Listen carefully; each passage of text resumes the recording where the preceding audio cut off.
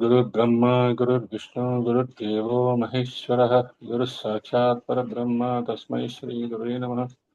ओम श्री मात्रे नमः। ओम श्री मात्रे नमः। ओम श्री मात्रे नमः। మనం మెల్లగా 560 దగ్గరకు వచ్చాము. తొందరగా మనము కంప్లీట్ చేసుకోవడానికి అమ్మవారి ఆశీర్వాదంతో మనం ముందుకెళ్తున్నాము. లాస్ట్ సెషన్ లో మనం కాత్యాయని దగ్గర మనం ఆగాము. కాత్యాయని అనగానే మనకి చాలా ఫెమిలియర్ గా అనిపిస్తుంది. కాత్యాయని అనే పేర్లు చాలా మంది పెట్టుకుంటారు. కాత్యాయని అనే పదం బాగా వినపడుతుంటుంది. సో కానీ ఆ కాత్యాయని అనే పదానికి ఎంత కమెంటరీ ఇచ్చారు అంటే ఎంత కమెంటరీ ఇచ్చారు దాన్ని బ్రీఫ్ గా చూసుకుందాం. గోపికలు కాత్యాయని వ్రతం చేశారట, భాగవతంలో చెప్తుంది. కాత్యాయని కాలహంత్రి కమలాక్ష నిషేవిత, ఈ శ్లోకపాదమే ఒక మంత్రం. ఇందులో ప్రధాన మంత్రం కాత్యాయని. కాత్యాయని ఉపాసనా ఫలము కాలహంత్రి. వెనుకటి నామాల కొనసాగింపుగా మృత్యుంజయ మంత్ర విశేషాలలో ప్రవేశించాం. శ్రీ విద్య అమ్మవారి ప్రధాన మంత్రాలలో కాల సంకర్షణి మంత్రము అని ఒకటి ఉంటుందిట. బండాసురేంద్ర నిర్ముక్త శస్త్ర ప్రత్యస్త్ర వర్షిణి దగ్గర బండాసురుడు వేసిన మృత్యు అస్త్రానికి అమ్మవారి సమాధానంగా కాల సంకర్షణాస్త్రం ప్రయోగిస్తారు. మృత్యు అస్త్రం అంటే ఏంటి? మనం on the base of it, ఆ పదానికి అర్థం చేసుకుంటే ఆ అస్త్రం ఎవరి మీద వేస్తారో వాళ్ళు మృత్యువుకు వెళ్లాల్సిందే. కానీ అమ్మవారు దానికి ప్రతిగా కాల సంకర్షణ అస్త్రం అని ప్రయోగిస్తారట. అంటే మృత్యువుకి ఆపోజిట్ గా అస్త్రం ప్రయోగిస్తారట. చూడండి, బండాసురుడు ఆయుర్నాశనాస్త్రము అనే దానిని వేస్తే దానికి అమ్మవారు ఇచ్చిన ప్రత్యస్త్రం కాల సంకర్షణి. కాల సంకర్షణి మంత్రము వైదికమైన మంత్రం, శ్రీ విద్యోపాసకులకు అది తెలుస్తుంది. ఇప్పుడు బాణాలు వేస్తున్నారు అనేది మనకు తెలుస్తుంది, కానీ బాణం ముఖ్యం కాదు, ఆ మంత్రం ముఖ్యం.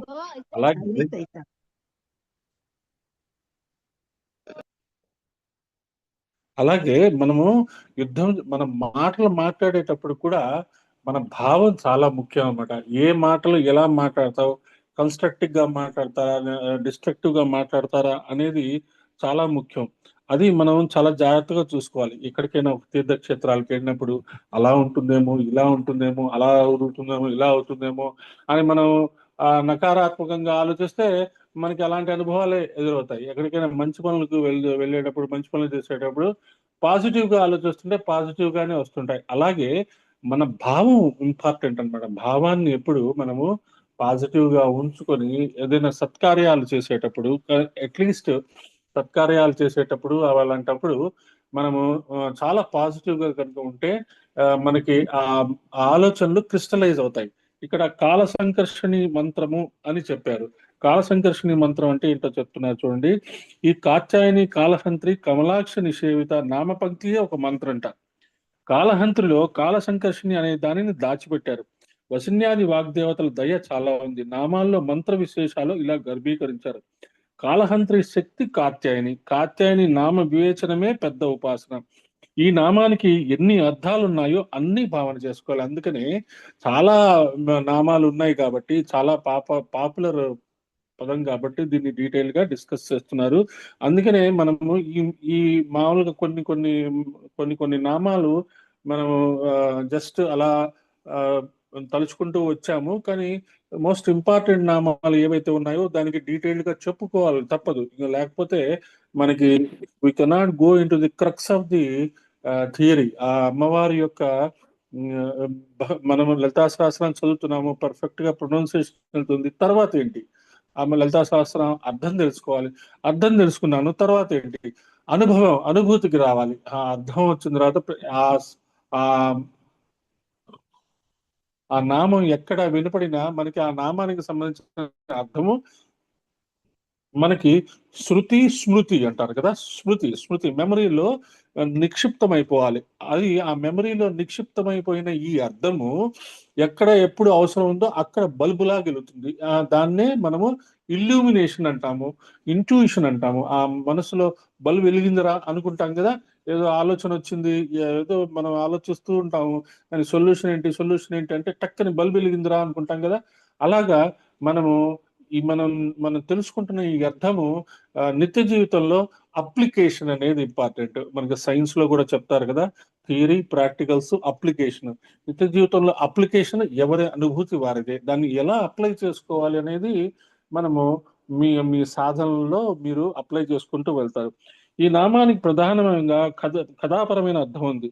కతుడు అనే ముని ఉండేవాడు. అతనికి కటముడు అనే పేరు కూడా ఉంది. ఈ కటముడు అనే ముని అమ్మవారు తన పుత్రిక అయితే బాగుండనని కోరుకున్నట్ట.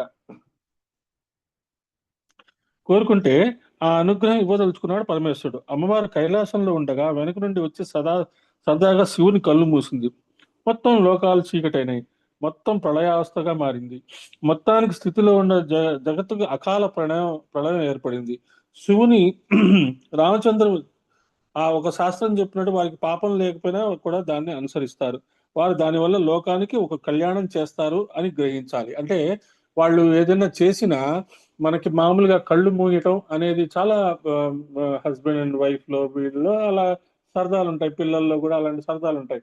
కానీ అక్కడ ఏంటి పరిస్థితి, కళ్ళు మూస్తే మొత్తం లోకాలన్నీ ఆమ్, ఆ, అంధకారం అయిపోయినాయి అన్నమాట. అంటే దానికి కూడా, అలాంటి వాటికి కూడా ఏదో లోకహితంతోటే వాళ్ళు అలా చేస్తారు. They are not bound to emotions. వాళ్ళకి ఇమోషన్స్ తో పని లేదు. ఇమోషన్స్ వాళ్ళకు, ఋషులకి వచ్చిన ఇమోషన్స్ కూడా, వాళ్ళకి వచ్చిన కోపాలు కానీ, వాళ్ళకి వచ్చిన ఆ ఆ, ఆలోచనలు కానీ, నెగటివ్ ఆలోచనలు, వాళ్ళకు కూడా నెగటివ్ ఆలోచనలు వస్తాయి. కానీ ఆ నెగటివ్ ఆలోచనలు కూడా లోకహితం కోసం మార్చుకోగలిగే శక్తి వాళ్ళల్లో ఉన్నది. అది మనం గ్రహించాలి. మనకి అలాంటి శక్తి ఉన్నప్పుడు మనము మాట్లాడదాం, మనము నెగటివ్ ఆలోచనలు ఆలోచిద్దాం, మనము అందరినీ బూతులు తిడదాం. కానీ అప్పటి వరకు మనము, ఎందుకంటే మనం ఏంటి పూర్వకాలంలో ఆ, ఆ, పశుబలి అనేది ఉండేది. పశుబలి అనేది ఉండేది ఖచ్చితంగా. యజ్ఞంలో పశుబలి అనేది ఉండేది. కానీ ఎవరు చేసేవాళ్ళు? ఆ పశువు తీసుకొచ్చిన పశువుకి ఆ యజ్ఞమయ వాతావరణంలో బలి చేస్తే దానికి ఖచ్చితంగా మానవ జన్మ వస్తుంది, ఉత్కృష్టమైన జన్మ వస్తుంది అని దాని మెకానిజం, ఆ సౌలు యొక్క మెకానిజం తెలిసి ఆ మంత్రశక్తితో ఆ ఆ బలి చేసేవారు. అంతేగాని ఆ, ఆ, ప్రతిదానికి అమ్మవారికి బలి కావాలి, అమ్మవారు మేక తింటారు, గొర్రె తింటారు, అలా ఉండదు. ఎవరైతే ఆ ఆ పశుబలి చేయటానికి తీసుకురాగలిగితే ఆ పశువుని కానీ, ఆ మేకని కానీ, వాళ్ళని కానీ తీసుకొస్తారో దానికి వాళ్ళకి ఆ శక్తి ఉంటుంది. అమ్మవారికి గనక యజ్ఞమయ వాతావరణంలో జరిగితే ఖచ్చితంగా ఉన్నత లోకాలకు వెళ్తుంది, లేదా మానవ జన్మ ఎత్తుతుంది అనే ఆ శక్తి ఉంటుంది. కాబట్టే వాళ్ళు చేసేవారు. కానీ తర్వాత తర్వాత ఏమైంది, దాన్ని సింప్లిఫై చేసేసి ఆ ఆచారాన్ని నాశనం చేసేసి చివరికి ఏం చేశారు, ఆ ఈ వేదాలలో కూడా పశుబలి ఉన్నది. ఆ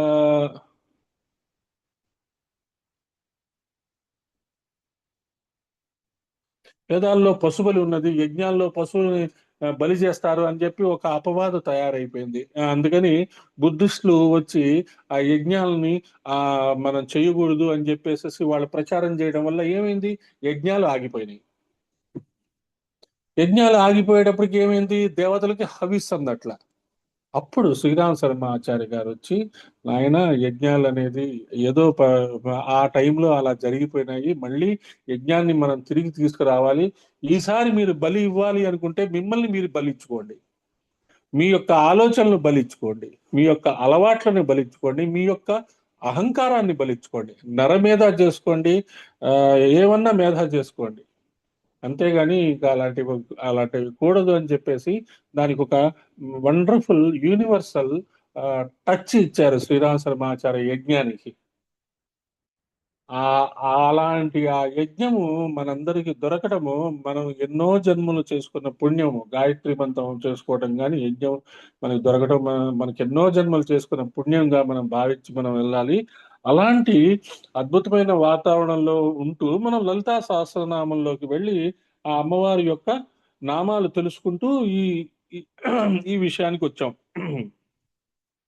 అమ్మవారితో పరమేశ్వరుడు చెప్తూ, హిమాలయాల్లో కతముడు అనే ముని నువ్వు కుమార్తెగా కావాలని తపస్సు చేస్తున్నాడు, అతని ఆశ్రమం ముందు నువ్వు శిశురూపంలా ఉండు అన్నారట. ఆ గర్భం నుండి అమ్మవారి వచ్చే అవకాశం అక్కడ లేదు. అమ్మవారు తనకి లభించిందని అతడు తన తపశ్శక్తితో పోల్చుకుంటాడు. ఎందుకంటే ఇక్కడ ఈ సెంటెన్స్ ని జాగ్రత్తగా అర్థం చేసుకోండి. గర్భము నుండి అమ్మవారు వచ్చే అవకాశం అక్కడ లేదు. ఇక్కడ ఒక్క విషయం మనం కొంచెం డీటెయిల్డ్ గా ఆలోచిస్తున్నాము. దేవతలకి గర్భం దా దేవతలు గర్భంలోకి ప్రవేశించడానికి అవకాశం లేదా అనేది ఒక controversial and highest discussionable debatable point. ఎందుకంటే వాళ్ళకి ఈ శరీర ధారణ చేయటానికి కావలసిన ఆ, కర్మలు ఉండవు. కొన్ని వేల కోట్ల సంవత్సరాల వరకు వాళ్ళకి ఆ కర్మలు ఉండవు. శరీర ధారణ చేసుకోవడానికి కొన్ని కర్మలు ఉండాల్సిందే. ఇప్పుడు మనము ఆ ఇప్పుడు ఫర్ ఎగ్జాంపుల్ వివేకానందుడిని కోట్ చేసుకుందాం అనుకుందాం. వివేకానందుడు ఏమంటాడు? నా యొక్క ప్రతి ఒక్క సోదరుడు ముక్తి వరకు పయనించే వరకు నేను జన్మలు ఎత్తుతూనే ఉంటాను అంటాడు. మరి జన్మ పరంపరలోంచి మనం బయటికి రావాలి, మోక్షం కావాలి అంటే దానికి వేరే అర్థం వస్తుంది. నువ్వు జన్మ పరంపరలోంచి బయటికి రావాలంటే రుణభారం నుంచి బయటికి రావాలి. ఒక హౌసింగ్ లోన్ తీసుకున్నాము, ఒక బ్యాంకు లోన్ తీసుకున్నాము, ఏం చేస్తాము? అది మొత్తం కట్టేసిన తర్వాత కానీ ఆ ఇల్లు మన పేర రిజిస్టర్ కాదు. అలాగే మనం మనం కర్మలన్నీ క్లియర్ చేసుకుని రుణాలన్నీ క్లియర్ చేసుకుంటే కానీ ఆ ఆత్మ ఆ ఆత్మకి క్లియరెన్స్ ఉండదు. ఒక్కసారి అది క్లియరెన్స్ వచ్చిన తర్వాత దానికి ఆప్షన్ ఉంటుంది.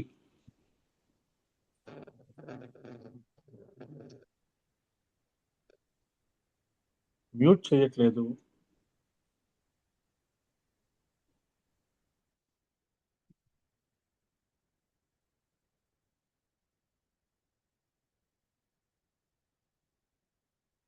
సో కాత్యాయని అనే మంత్రం దగ్గర ఆగి ఉన్నాము. మనం ఇక్కడ ఆ అమ్మవారు గర్భము నుండి అమ్మవారు వచ్చే అవకాశం లేదు అనే దానికి కొంచెం డీటెయిల్ గా డిస్కస్ చేసుకుంటున్నాం. సో ఏమిటి వీళ్ళు దేవతలు కూడా కాదు, దేవతల పైన ఉన్న ప్రజ్ఞా స్వరూపాలు ఎవరు? బ్రహ్మ విష్ణు శివుడు. ఆ బ్రహ్మ విష్ణు శివుడు అమ్మవార్లు. వీళ్ళకి ఆ రూపం ఎందుకు ఇచ్చారు అంటే మనము కూడా అలాంటి రూపాన్ని రూపంలాగా మనం కూడా చక్కగా ఆ అలంకరించుకొని మనం అలా ఉండాలి. విష్ణువులాగా ఉండాలి, విష్ణువులాగా గ్రాండ్ గా ఉండాలి, శివుడు లాగా వైరాగ్యంగా ఉండాలి, బ్రహ్మలాగా జ్ఞానిగా ఉండాలి. అదే త్రిమూర్తి స్వరూపం. అదే దత్త మంత్రము, అదే దత్తాత్రేయుడు. నువ్వు ఎప్పుడైతే విష్ణువులాగా గ్రాండ్ లుక్ ఇస్తూ శివుడు లాగా అభ్యాసము వైరాగ్యము ప్రాక్టీస్ చేస్తూ, అంటే ఎప్పుడు శ్మశానంలో ఉన్నట్టే ఉండాలి, బ్రహ్మలాగా జ్ఞానిలాగా ఉంటూ నువ్వు ముగ్గురిని నీలో మేనిఫెస్ట్ చేసుకుంటే నువ్వే దత్తాత్రేయుడు అయిపోతావు. దత్తాత్రేయుడు అంటే అర్థం అదే. వేరే కొత్తగా మూడు తలకాయలు వేసుకొని మేము ఎవరు దిగరు అక్కడ. అలాగే లక్ష్మి, పార్వతి, సరస్వతి. జేబులో 100 రూపాయలున్నా కోట్లున్నంత ఆనందంగా ఉండటం లక్ష్మీ తత్వము. 100 రూపాయలున్నా మనకు అవసరమైనది 50 రూపాయలుంటే 50 రూపాయలు దానం ఇచ్చే తత్వం లక్ష్మీ తత్వం. సరస్వతి తత్వం నిత్యము జ్ఞానము తీసుకుంటూ ఉండాలి, జ్ఞానం తెలుసుకుంటూ ఉండాలి. Every second you are a learner, every second you are a student till your last breath. ఆ జ్ఞానాన్ని తీసుకొని నేను దాచిపెట్టేసేసుకొని నేను ఇంట్లో కూర్చుంటాను, నేను ఏదో చేసుకుంటాను, నేను ఎవరికి చెప్పను అని అనుకుంటే అది ప్రాబ్లం అవుతుంది. నిజంగా నువ్వు నేర్చుకున్న జ్ఞానాన్ని ఇతరులకి పంచాలి అని నువ్వు కోరిక ఉంటే ఖచ్చితంగా నీకు ఒక గ్రూప్ ఏర్పడుతుంది. అది సరస్వతి తత్వం. ఇక పార్వతీదేవి శక్తి స్వరూపిణి. నీలో ఉన్న శక్తిని నీకు తెలియదు. మనలో ఎంత శక్తి ఉందో మనకే తెలియదు. ఆ శక్తిని మనము ఎన్లైటన్ చేసుకోవాలి, ఆ శక్తిని యాక్టివేట్ చేసుకోవాలి. మన బ్రెయిన్ కూడా ఎంత 10% 11% ఉపయోగిస్తామని సైన్స్ కూడా చెప్తుంది. మన శరీరంలోనే, మన శరీరం ఇప్పుడు మీకు అవే 2 చేతులు ఉన్నాయి, నాకు అవే 2 చేతులు ఉన్నాయి, ఒలింపిక్ మెడలిస్ట్ కి అవే 2 చేతులు ఉన్నాయి, అవే 2 కాళ్ళు ఉన్నాయి. కానీ ప్రాక్టీస్ వల్ల వాళ్ళు ఏం చేస్తుంటారు? ఎక్స్ట్రా ఆర్డినరీ ఫీట్స్ చేస్తుంటారు. ఇదే శరీరమేగా. కాబట్టి ఆ ఆ విద్వత్తు మనలో ఉంది. హనుమాన్ చాలీసాలో అష్టసిద్ధి నవనిధికే దాత అన్నారు. గాయత్రి చాలీసాలో కూడా అదే మాట అంటారు. అష్టసిద్ధులు నవనిధులు మనలోనే ఉన్నాయి. We are bound to get them. మనం వాటి కోసమే పుట్టాం. మరి అష్టసిద్ధులు నవనిధులు వచ్చేసిన తర్వాత ఏం చేయాలండి? హాయిగా ఎంజాయ్ చేయాలి. ఇంట్లో పెద్ద బిల్డింగ్ కట్టేసుకొని పడుకోవాలి. ఎప్పుడైతే మనకి ఇతరుల కోసం జీవించడం అనేది అలవాటు చేసుకుంటామో అప్పుడే సిద్ధులు నిధులు మన దగ్గరికి వస్తాయి. అప్పుడు మనకేం పెద్ద డిఫరెన్స్ ఉండదు. నీకు ఇతరుల కోసం నువ్వు జీవించడం కనుక నీకు మానసికంగా నువ్వు తయారైపోయినప్పుడు నీ దగ్గర ఎన్ని కోట్లు ఉన్నా సరే, అబ్బా ఈ కోట్లని ఎలా వదిలించుకోవాలరా అనే మానసిక స్థితి వస్తుంది. That is wonderful. అదొక highest form of psychological state అది. సరే, వదిలించుకోవాలరా అని అనుకున్నప్పుడు కరెక్ట్ గా ఏం చేయాలి? కరెక్ట్ పర్సన్ కి పంపించాలి. ఎవరికైతే నిజంగా అవసరమో, ఎవరికి అయితే ఆ డబ్బులు తీసుకొని ప్రపంచానికి ఉపయోగపడతారో వాళ్ళకి మనం ఆ డబ్బులు పంపించాలి. ఊరికి హుండీల్లో వేసేసి పుణ్యమంతా వచ్చేసింది, పాపాలు కడిగిపోయినాయి, ఆ కుంభమేళాకి వెళ్ళాము, స్నానం చేసాం, పాపాలు కడిగిపోయినాయి, అయిపోయినాయి అనుకుంటే కుదరదు. You have to live. You have to live with that. అంటే నీకు ఒక కుంభమేళాకి వెళ్ళినా లేదా ఒక తిరుపతికి వెళ్ళినా నీకు ఒక ముద్ర వేస్తారు. ఆ ముద్ర వేసిన దాన్ని నువ్వు నిలుపుకోవాలి. అంటే మనకి గురువులు వీళ్ళు ఒక దీక్ష ఇచ్చారనుకోండి, ఆ దీక్షని గాయత్రి మంత్ర దీక్ష ఇచ్చారు. ఆ గాయత్రి ఏం చెప్తారు వాళ్ళు? 24 లక్షలు చెయ్యాలమ్మా, చేస్తే గాని గాయత్రి మంత్రం సిద్ధించదు అని అంటారు. అలాగే మనం ఏదైనా టెంపుల్కి వెళ్ళినా, తిరుమల వెళ్ళినా, లేకపోతే కన్యాకుమారి వెళ్ళినా, ఎక్కడికి వెళ్ళినా వాళ్ళు ఓకే నిన్ను నేనే పిలిచాను, ఇదిగో నాయనా నువ్వు ఇంక నుంచి నా నా తత్వాన్ని తెలుసుకో అని పిలుస్తారు వాళ్ళు. తెలుసుకోవడానికి ప్రయత్నం చేయాలి. నిత్యం ప్రయత్నం చేస్తూ ఉంటే ఆ శక్తులు మనలో ఉంటాయి. మన ద్వారా కొన్ని వేల మందికి సేవ జరిగే అవకాశం దొరుకుతుంది. That is the science of service. ఆ సైన్స్ ఆఫ్ సర్వీస్ నేర్చుకోవడానికి మనం లలితా సహస్రనామాన్ని విస్తృతంగా అర్థం చేసుకోవడానికి ప్రయత్నం చేస్తున్నాము. కాబట్టి ఈ గర్భం నుండి అమ్మవారు వచ్చే అవకాశం ఇక్కడ లేదు అనే పాయింట్ మీరు కావాలంటే తర్వాత మళ్ళీ దీన్ని అనలిటికల్ గా డిస్కస్ చేద్దాము. చాలా అద్భుతమైన సబ్జెక్టు. దాన్ని ముందు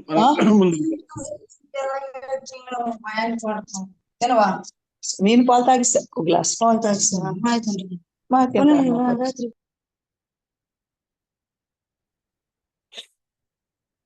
మీరు మీ కుటుంబ సభ్యులతో మాట్లాడుకోవాలంటే ఇక్కడ అన్మ్యూట్ చేసుకోకల్లా మామూలుగా మాట్లాడుకోవచ్చు. ఇక్కడ అన్మ్యూట్ చేసుకొని మాట్లాడుతున్నారు, అందుకని నాకు డిస్టర్బ్ అవుతుంది. అది గుర్తుంచుకోండి. చిన్న పిల్లల్ని పెంచడం అనే ముచ్చట 8వ ఏట వరకే. వారు ఎదుగుతూ ఉంటే ఆ ముచ్చట ఉండదు.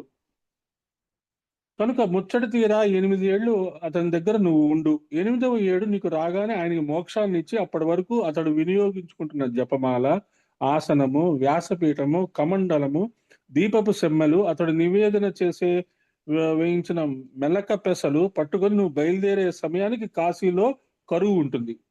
సో అమ్మవారికి ఇన్స్ట్రక్షన్స్ ఇస్తున్నాడు. అమ్మా నువ్వు వెళ్ళి ఒక చిన్న పాపలాగా వాళ్ళ ఇంటి ముందు, అంటే పార్వతీదేవికి శివుడు ఇన్స్ట్రక్షన్స్ ఇస్తున్నాడు. కరెక్ట్ గా 8 ఏళ్ళు ఉండమంటున్నాడు.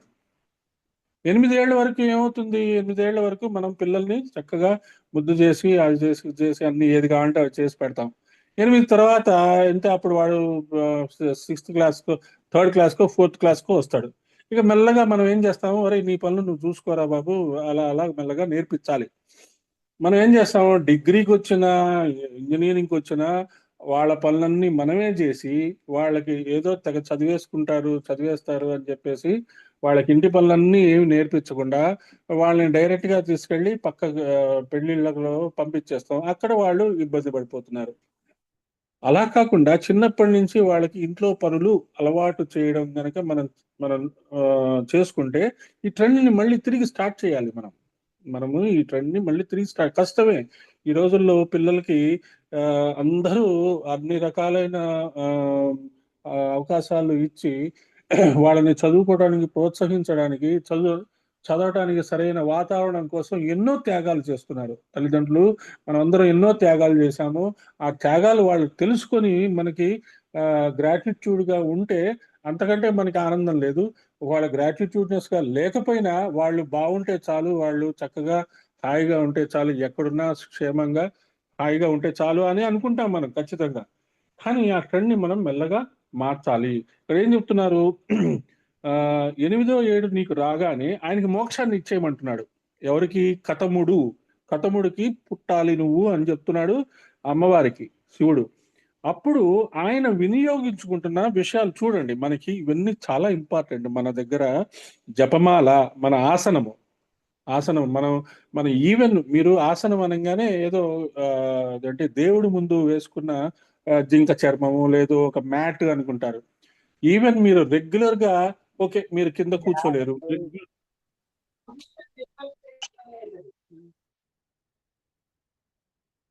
ఎందుకు అన్మ్యూట్ చేస్తారు నాకు అర్థం కాదు. ఈవెన్ మీరు రెగ్యులర్ గా కూర్చున్న చైర్ ని కూడా అంటే మీరు కింద కూర్చోలేరు, చైర్ లో కూర్చుంటారు. ఆ చైర్ ని కూడా జాగ్రత్తగా పవిత్రంగా ఉంచుకోండి. ప్రతి ఒక్కటి మనం అర్థం చేసుకోవాలి. వ్యాసపీఠము మీ యొక్క మీరు ఎప్పుడు నిత్యము పూజ చేసుకునే దాన్ని అది కూడా మీ ఇంట్లో జాగ్రత్తగా ఉంచుకోవాలి. కమండలము అనేది మామూలుగా మనందరికి తెలుసు. అది మనం పెద్ద వాడము. కానీ పూజ చేసుకోవడానికి మనం ఉపయోగించే గ్లాసులు కానీ స్పూన్స్ కానీ వెండివి ఎందుకు పెడతాము మీకు తెలుసా? సరే, సిల్వర్ వల్ల ఒక మ్యాగ్నెటిక్ ఎఫెక్ట్ ఉంటుంది. ఆ ఆ వస్తువుల్ని బయటికి తీసుకురాం, దేవుడి దగ్గరే పెడతాం. ఆ వస్తువుల్ని విడిగా మనం వాడుకోం. ఎందుకంటే they have their own frequency, they have their own wave length, they have their own energies. Those particular spoons and glasses అవి దేవుడి కార్యక్రమానికి ఉపయోగిస్తాం కాబట్టి వాటిని పవిత్రంగా ఉంచడానికి అక్కడే ఉంచుతాం. కాబట్టి మనము దేవుడికి ఉపయోగించే వాటిని పవిత్రంగా ఉంచడానికి వాటిని మిగతా టైమ్స్ లో వాడద్దు. సరే, దీపపు సెమ్మలు మనందరికీ ఇవన్నీ తెలిసినవే, కానీ జస్ట్ మనం గుర్తు చేసుకుంటాం. మనం దేవుడికి వాడినవి ఖచ్చితంగా మనం వెనక్కి తీసుకురావడం, మనం మన మంచినీళ్ళు కానీ ఇవి కానీ ఫ్రెష్ గా తీసుకొని పెట్టుకుంటాం. అతడు నివేదన చేయించిన మొలక పెసలు పెట్టుకొని నువ్వు బయలుదేరే సమయానికి కాశీలో కరువు ఉంటుంది. ఆమెకు ఇన్స్ట్రక్షన్స్ ఇస్తున్నాడు అనమాట. మోక్షం ఇచ్చేసి అవన్నీ తీసుకొని రా అని అంటున్నాడు. అక్కడికి నువ్వు చేరి అన్నపూర్ణ భవానీగా ఉండి అక్కడి కరువంతా తీర్చి అక్కడే నువ్వు అన్నపూర్ణ తేజముగా నిలిచి అక్కడ నుండి బయలుదేరి దక్షిణ దేశానికి వెళ్ళు. అక్కడ సముద్ర ప్రాంతం వద్ద ఒక మామిడి చెట్టు ఉంటుంది. అది కూడా నా రూపమే. అక్కడ సైకత లింగం ఒకటి ఉంది. అది నా రూపమే. దీపం ఒకటి వెలుగుతూ ఉంటుంది. నీకు సహాయపడడానికి 2 చెలికత్తెలు అక్కడ సిద్ధమయ్యే ఉంటారు. వేయించిన మొలక పెసర గింజ ఒకటి ఉంటుంది. ఇది కలిపి నైవేద్యం పెట్టు. అక్కడున్న శివుని పూజ చెయ్యి. అప్పుడు అక్కడ నేను అనుగ్రహిస్తాను అని చెప్పాడట. అర్థమైంది కదా మీకు? కథముడి దగ్గరికి వెళ్ళు. కథముడికి ఆ చిన్న పిల్లలాగా ఉండు, 8 years ఉండు. ఆయన వాడేవన్నీ తీసుకొని కాశీకి రా. కాశీకి వచ్చి అప్పుడు కాశీలో విపరీతమైన కరువు ఉంటుంది. అక్కడ అన్నపూర్ణాదేవిగా ఉండి ఆ ఆ కాశీ ఉన్న ప్రాంతాన్ని నువ్వు అనుగ్రహించు. అప్పుడు అక్కడ నీ పని అయిపోతుంది. పని అయిపోయిన తర్వాత ఏం చేయమన్నాడు? దక్షిణ భారతదేశానికి రమ్మన్నాడు. దక్షిణ భారతదేశంలో ఒక సైకత లింగం ఉంటుంది, అక్కడికి రమ్మన్నాడు. అదే ఆ మామిడి చెట్టు ఎక్కడ ఉందండి? కాంచీపురంలో ఏకాంబరేశ్వర క్షేత్రము. కాంచీపురంలో ఏకాంబరేశ్వర క్షేత్రము. మనం ఏం చేస్తాము? కంచికి వెళ్తాము, ఆ బల్లిని చూస్తాము, అవి చూస్తాము, ఇవి చూస్తాము, మిస్ అయిపోయి వచ్చేస్తాం. కానీ తీర్థక్షేత్రాల్లో ఇప్పుడంటే మనకి చాలా ఇన్ఫర్మేషన్ అవైలబుల్ గా ఉంది. మనం కొంచెం గూగుల్ చూసేసి లేదు పెద్దవాళ్ళు ఏమేం చెప్తున్నారు, ఏం చూడాలని చెప్తున్నారో తెలుసుకొని ఏదైనా ఒక మంచి ప్లేస్ కి వెళ్తే ఒక 1 or 2 days 3 days అక్కడ ప్లాన్ చేసుకొని వీలైతే చేసుకొని అక్కడ ఉండి ఆ చుట్టుపక్కల ఉన్న ప్లేసెస్ అన్ని కవర్ చేసుకొని అప్పుడు రావాలి. మనకేమనిపిస్తుంది అంటే ఎక్కడైతే బాగా రష్ ఉందో అక్కడే భగవంతుడు ఉన్నాడు అనిపిస్తుంది. అది తప్పు. అది చాలా తప్పు. ఎక్కడైతే అసలు శక్తి అంటే రష్ లేదో అక్కడే భగవంతుడు ఉంటాడనే విషయం అర్థం చేసుకోండి. అయితే ఈ థియరీ అన్ని చోట్ల కాదు. తిరుమలలో విపరీతమైన శక్తి ఉంటుంది. ఆ శక్తి వల్ల కొంచెం మనం లాజిక్, కామన్ సెన్స్ ఉపయోగించి ఇలాంటి పెద్దవాళ్ళు ఏవేవి చెప్తున్నారో వాటిని జాగ్రత్తగా మనం చూసుకొని వెళ్తూ ఉండాలి. అలాగే ఏదైనా క్షేత్రానికి వెళ్ళినప్పుడు ఆ క్షేత్రానికి సంబంధించిన విశేషాలు ఇవన్నీ నండూరి శ్రీనివాస్ గారని ఆయన చాలా ఎక్స్పర్ట్. మీకు అందరూ తెలిసే ఉంటుంది. ఆయన ప్రతి ఒక్క క్షేత్రానికి చుట్టుపక్కల ఉన్న విశేషాలన్నీ ఎన్నో రకాలైన వీడియోలు ఉన్నాయి. ఆయన తిరుమల గురించి కొన్ని వందల విషయాలు, మనం ఎన్నిసార్లు వెళ్ళినా తెలియని విషయాలు ఆయన వీడియోలు చూసి నేర్చుకొని తెలుసుకొని నేను విజిట్ చేస్తూ ఉంటాను నేను. అలాగే ఆయన వీడియోస్ ని జాగ్రత్తగా ఉపయోగించుకోండి. సో ఈ మామిడి చెట్టు ఏ చెట్టు కింద అయితే సైకత లింగం ఉందో, ఏ చెట్టు కింద అయితే నీకు ఇద్దరు చెలికత్తలు ఉంటారని చెప్పారో శివుడు పార్వతీదేవికి, అక్కడికి వెళ్ళి నాకు పూజ చెయ్యి, నాకు నైవేద్యం పెట్టు అన్నారో ఆ మామిడి చెట్టు కాంచీపురంలోని ఏకామ్రేశ్వర క్షేత్రము. కటమునికి హిమగిరిలో ఆమె కుమార్తెగా కలిగి కాత్యాయని అయి అతనికి ముక్తిని ప్రసాదించింది. కతముడు అనే ఋషికి కూతురు కాబట్టి కాత్యాయని అనే పేరు వచ్చింది. అక్కడి నుండి బయలుదేరి ఏం చేసింది? కాశీలో అన్నపూర్ణమ్మగా వెలిగింది. అటు నుండి కాంచీపురం వచ్చి కామాక్షిగా శివుడికై తపస్సు చేసింది అమ్మవారు. ఏమైంది ఇప్పుడు? ఆ దేవి, ఆ హైయెస్ట్ దేవతా ప్రజ్ఞ పృథ్వీ మీదకి వచ్చింది. ఎందుకు వచ్చింది? శివుడి ఆజ్ఞ. మరి శివుడు ఆజ్ఞ మీద భౌతిక శరీరం దాల్చింది కదా. భౌతిక శరీరము రావటము అంటే మళ్ళీ ఈ భౌతిక శరీరము లేని టైంకి మనం మన శరీరాన్ని తీసుకెళ్ళాలి. ఆఫ్టర్ ఆల్ ఇప్పుడు వివేకానందుడు నా సోదరుడు ముక్తి పొందే వరకు నేను జన్మలెత్తుతూనే ఉంటాను అని అన్నాడు. ఓకే, కానీ ఎప్పటికైనా ఆయన ఏమవ్వాలి? ఈ ఈ శరీరంలోంచి బయటికి రావాలి, వచ్చేసి ఆత్మరూపంలోకి మారిపోవాలి. ముందు ఆ ఎట్లా అంటే ఇది థియోసాఫికల్ సొసైటీ వాళ్ళు చాలా క్లియర్ గా చెప్తారు. మనము ఆత్మరూపంలో ఉన్న వాళ్ళం, మనము శరీర ధారణ చేసి ఈ జన్మ పరంపరలో ఉన్నాము. ఇంతవరకు మనకి క్లారిటీ ఉంది కదా. మళ్ళీ ఈ జన్మ పరంపరను దాటుకొని తిరిగి మన ఆత్మరూపాన్ని పొందాలి అంటే కొన్ని జన్మలు మనము ఉపయోగించుకొని మళ్ళీ ఆత్మరూపంలోకి వెళ్ళాలి. దాన్ని ముక్తి అనొచ్చు. ఆ ఆత్మరూపంలోకి మనం వచ్చిన తర్వాత మనకి ఫ్రీడమ్ ఆఫ్ విల్ ఉంటుంది. మళ్ళీ తిరిగి మనం జన్మలెత్తాలా, లేదు అదే రూపంలో ఉండి మనం మనుషులకి సేవ చేయాలా, లేదా ఆ హైయెస్ట్ ప్లేన్స్ లో ఉండే దేవి దేవతలు ప్రజ్ఞల్ని దగ్గర ఉండి వాళ్ళకి సహాయంగా ఉండాలా? ఆ ప్లేస్ లో ఆత్మ సాక్షాత్కారం లేదా self realization is not the goal of the humanity. Self realization అయిన తర్వాతనే మీకు అసలు నిజమైన పని ఏంటో తెలుస్తుంది. ఆత్మ సాక్షాత్కారము, ముక్తి కావాలి అని ఎన్నోసార్లు ఎంతో మంది అంటుంటారు. ఈ వెధవ జీవితము, ఈ శరీరం వచ్చింది, ఈ శరీరం ఉన్నందువల్లనే మనకి ఇలాంటి విషయాలన్నీ వింటున్నాం. Never hate your birth. ఎప్పుడు మీరు ఏ సమయంలో ఎక్కడ ఎలా ఉన్నారో అది మీరు అమ్మవారు కలిపి తెచ్చుకున్న ఆ పొజిషనే. నా కర్మగాలి ఇలా ఉన్నాను రా బాబు ఎప్పుడు అనుకోవద్దు. అది చాలా తప్పు. మనకి దొరికినవి, మనకి ఉన్నవి, మనకి 3 పూట్ల హాయిగా తింటున్నాము, పిల్లలందరూ సెటిల్ అయి ఉన్నారు, మేము అన్ని చక్కగా జరుగుతున్నాయి, హాయిగా కూర్చొని లలితా సహస్రనామం గురించి డిస్కస్ చేసుకుంటున్నాము, బాగా రీసెర్చ్ చేస్తున్నాము, తపస్సు చేస్తున్నాం, జపం చేస్తున్నాం, యజ్ఞం చేస్తున్నాం. ఇంతకంటే ఏం కావాలండి?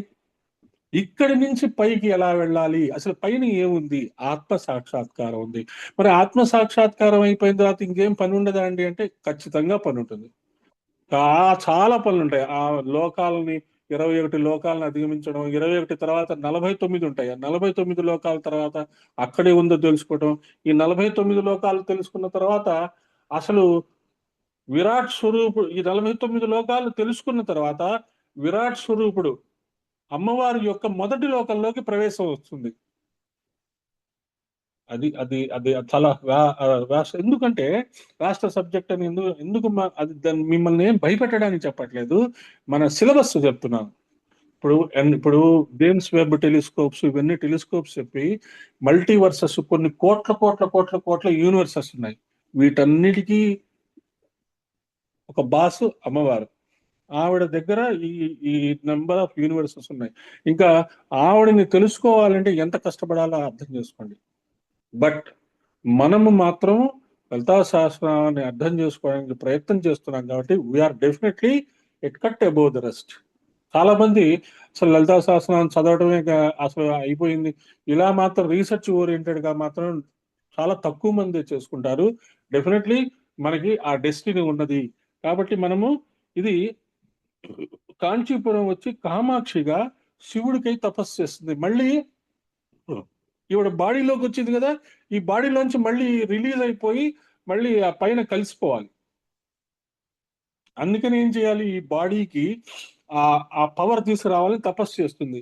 కామాక్షి దేవి లలితా త్రిపుర సుందరి కనుక అమ్మవారి కథంతా చెప్పుకున్నాం. కతుడు లేదా కతముడు అనే మహర్షి పుత్రికగా వచ్చింది కాబట్టి కాత్యాయని. మరొక అర్థం చెప్తున్నారు, కతులు అంటే బ్రహ్మవేత్తలు. సార్ ఈ కాత్యాయని అనేది చాలా డీటెయిల్డ్ గా చెప్తున్నారు. మనము ఇందులో ఎన్నో సీక్రెట్స్ ఉన్నాయి. మేబీ ఈ సెషన్ లో మనకి 2-3 నామాలే అవుతాయేమో. అయినా సరే మనం ఈ అసలు లాజికల్ గా ఎక్స్ట్రీమ్లీ నాలెడ్జబుల్ సెషన్ కాబట్టి మనం జాగ్రత్తగా అర్థం చేసుకుందాం. కతులు అంటే బ్రహ్మవేత్తలు. ఈ బ్రహ్మవేత్తలు ఏ బ్రహ్మ విద్యతో జ్ఞానంతో ఉన్నారో ఆ జ్ఞానం అమ్మవారి యొక్క రూపం. ఇందాకే చెప్పుకున్నాం కదా, దత్తాత్రేయుడు అంటే ఏంటి, సరస్వతి, లక్ష్మి, పార్వతి, బ్రహ్మ విష్ణు మహేశ్వరులు. కాబట్టి మనం ఆ జ్ఞానం అనేది అనంతము.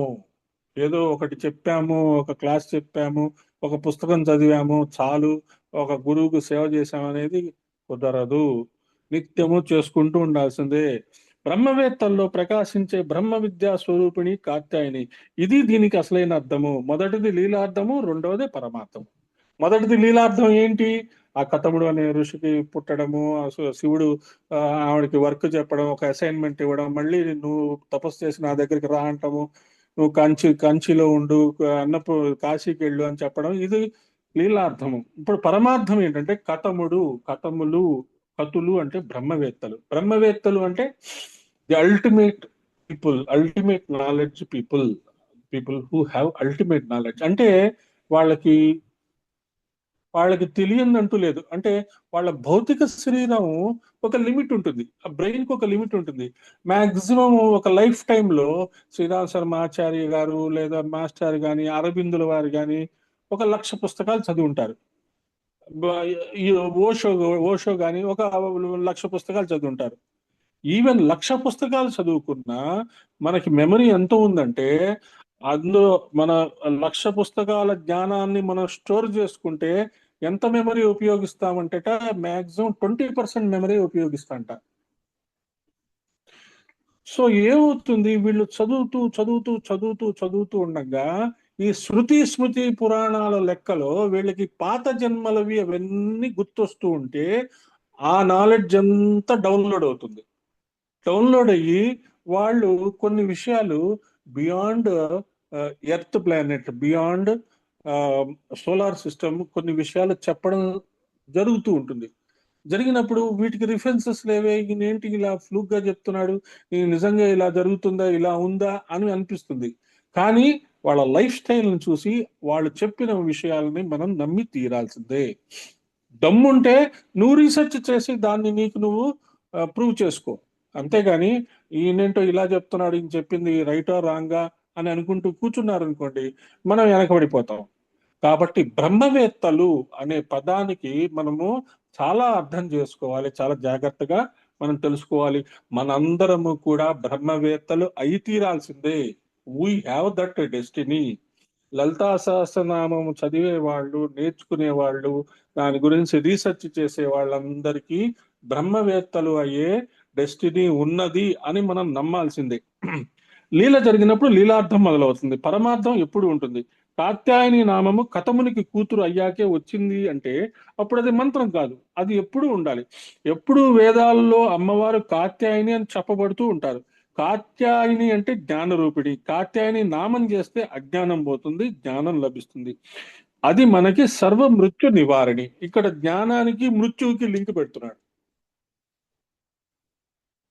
సంపూర్ణ జ్ఞానం అంటే మనం అది అర్థం చేసుకోవాలి. మృత్యువు అనేది ఒక నిద్ర లాంటిది అనే జ్ఞానం మనకు వచ్చేసింది అనుకోండి, ఇంక మనకి మృత్యు ఉండదు, అమృతత్వం లభించినట్లే. ఇది కాకపోతే ఇంకొక జన్మ, ఇది కాకపోతే ఇంకొక జన్మ. ఈ జన్మలో నేను 10th క్లాస్ వరకు చదువుకున్నాను, నాకు వందల ఆప్షన్స్ ఉన్నాయి. నా మటుకు నేను చాలా హ్యాపీగా ఉంటాను. నేను ఈ జన్మలో నాకు గురువు దొరికాడు, గాయత్రి మంత్రం దొరికింది, యజ్ఞం దొరికింది. ఏమో నేను పాస్ట్ జన్మలో చాలా పాపాలు చేశానేమో, నో ఇష్యూస్. బట్ నాకు నా విషయమే చెప్పుకుంటున్నానండి, వేరే వాళ్ళ విషయం కాదు. నాకు మాత్రం ఈ జన్మలో గురువు దొరికాడు, గాయత్రి మంత్రం దొరికింది, గాయత్రి యజ్ఞం దొరికింది. మహా అయితే ఒక 10 జన్మలు, మహా అయితే 20 జన్మలు, మహా అయితే ఒక 50 జన్మలు ఎత్తుతా. ఖచ్చితంగా నేను ఆ రిలీజ్డ్ స్టేటస్, నేను రుణభారం నుంచి విముక్తుడవుతా. ఎందుకంటే I have those tools. I have a tool of Gayatri mantra, I have a tool of Gayatri యజ్ఞం. ఇతరుల కోసం నేను జీవించడం మొదలు పెట్టేసా ఆల్రెడీ. ఖచ్చితంగా నాకు ఆ డెస్టినీ, నాకు ఆ క్లారిటీ ఉంది. ఆ క్లారిటీ మనకి రావాలి, మనందరికీ రావాలి. ఆ క్లారిటీ రావాలి. ఓకే, మన రెస్పాన్సిబిలిటీస్ ఉన్నాయి, ఫ్యామిలీస్ ఉన్నాయి, అవి చేసుకోవచ్చు. కొన్ని లక్షల మంది చేసుకుంటున్నారు, అది చూసుకోండి. వాళ్ళ దగ్గర నుంచి ఒక్కొక్క పాయింట్ తీసుకొని మనం కూడా ఇంబైబ్ చేసుకోవడంలో తప్పు లేదు. కాత్యాయని నామానికి మరొక ప్రధాన అర్థం వామన పురాణం చెప్తుంది. తచ్చాపి తేజోవరముత్తమం మహాన్నాంన పృథివ్యామ భవత్ ప్రసిద్ధం కాత్యాయనిత్యేవ తథా బహౌ సా నామ్నా చ తేనైవ జగత్ ప్రసిద్ధ. మహిషాసుడు మొదలైన రాక్షసులు పెచ్చు పెరిగినప్పుడు దేవతలందరూ అమ్మవారిని ప్రార్థిస్తే ఆవిడ ఆవిర్భవిస్తుంది. ఎలా వచ్చిందంటే వ్యాప్త లోక త్రయస్త్విష అని సప్తసతిలో చెప్పబడుతుంది. నిజారుణ ప్రభాపూర్ణ మజ్జత్ బ్రహ్మాండ మండల అని లలితా శాస్త్రంలో చెప్పారు. అని చెప్పినట్లుగా ముల్లోకాలు అమ్మవారి వెలుగుతో ప్రకాశించబోతున్నాయి. ఎంత ఎబుండెంట్ లైట్ తో వచ్చిందంటే ఆ నార్మల్ పీపుల్ కూడా ఆ లైట్ ని చూడలేరు. ఆ కాంతికి అసలు అడ్డు అదుపు లేదు. మీరు భగవద్గీతలో మళ్ళీ ఒక పాయింట్ చెప్తాను. భగవద్గీతలో విశ్వ సందర్శన యోగం జరుగుతుంది. అర్జునుడికి ఒక్కసారి విశ్వరూపం చూపిస్తాడు, బట్ అర్జునుడు చూడలేకపోతాడు. ఎందుకంటే ఆయనకి ఆ క్వాలిటీ లేదు, ఆ క్వాలిఫికేషన్ లేదు. కానీ గురువు యొక్క ప్రేమ అంత అద్భుతంగా ఉంటుంది. శిష్యుడికి ఆ క్వాలిఫికేషన్ లేకపోయినా, ఒరే వీడి చేత మంచి పని చేయించాలి, వీడు ఒక వెధవా, ఓ మంచి పని చేయించాలి అని తనకి తాను కిందకు దిగుతాడు. దిగి శిష్యుడిలో ఆ శక్తిని జాగృతం చేసి, నిద్రాణమైన శక్తిని జాగృతం చేసి విశ్వరూపం చూపిస్తాడు. ఆయన అనుకోవాల్సిందే, మనలోకి ఏదైనా జ్ఞానం రావాలన్నా, ఏదైనా కొత్త విషయం తెలియాలన్నా ఆయన అనుకోవాల్సిందే అనే పాయింట్ మనం అర్థం చేసుకోవాలి. ఏమంటాడు అప్పుడు అర్జునుడు? ఎవరు? పాశుపతాస్త్రం పొందినవాడు, శివుడి యొక్క అత్యంత ప్రీతి పాత్రుడు, ఎన్నో రకాలైన అస్త్రాలు, బ్రహ్మాస్త్రాలు, అన్ని అస్త్రాలు తెలిసిన వాడు, ఎంతో తపస్సు చేసిన వాడు. వాడికి కూడా కృష్ణుడు కనపడ్డు. ఎప్పుడు కనపడతాడు? నువ్వు నన్ను చూడు నాయనా అని ఆ ఫైట్ ని ఫ్లైట్ గా మారుస్తాడనమాట. ఆయనలో, ఆ శిష్యుడిలో శక్తి ఉత్పాదన చేసి ఆ ఆయనలో ఉండే ఆ కుండల్ని జాగరణం యాక్టివేట్ చేసి అవి ఇప్పుడు చూడు నన్ను అంటాడు. అప్పుడు ఆయన విశ్వరూపాన్ని చూడగలుగుతాడు. మనమైనా సరే ఎంటైర్ బ్రహ్మాండాన్ని చూడాలి అంటే మన మనస్సుని ఎంతో బ్రాడ్ చేసుకోవాలి. విశ్వాన్ని చూడదగిన వాడు చిన్న చిన్న విషయాలను చూడలేడు, చూడకూడదు. చిన్న చిన్న విషయాలు, చిన్న చిన్న ఇమోషన్స్, ఈర్ష్యలు, జలసీలు, ఇవన్నీ మనకు సంబంధం లేదు. మనం లలితా సహస్రనామాన్ని తెలుసుకోవడానికి ప్రయత్నం చేస్తున్నప్పుడు ఇవన్నీ ట్రివియల్ థింగ్స్ అనమాట. మన లక్ష్యం మనకు కనబడుతుంది, ఆ లక్ష్యం వైపు వెళ్తూ ఉన్నాం. మనతో ఇద్దరు వచ్చినా పర్వాలేదు, ఒక్కళ్ళు వచ్చినా పర్వాలేదు, 10 మంది వచ్చినా పర్వాలేదు, 100 మంది వచ్చినా పర్వాలేదు. అందరికీ మనకి లక్ష్యం, మనకి క్లారిటీ ఉన్నప్పుడు వాళ్ళని తీసుకెళ్తూ ఉన్నాం. కాబట్టి అమ్మవారి యొక్క ఆ వెలుతురునే మనము ఫుల్ మూన్ మెడిటేషన్ లో ప్రాక్టీస్ చేస్తున్నాం. గుర్తుంచుకోండి, నేను ఏది చెప్పినా, ఎప్పుడు చెప్పినా ఈ దానికి సంబంధించిన లింక్స్ అన్ని చోట్ల వస్తుంటాయి మనకి. శాస్త్రారంలో, సకల సమర్థ సద్గురు స్పర్శలో, శాస్త్రారంలో మనము ఆ వెలుతురునే మనం ప్రాక్టీస్ చేస్తున్నాము. ఆ వెలుతురు మనకి ఖచ్చితంగా దొరుకుతుంది.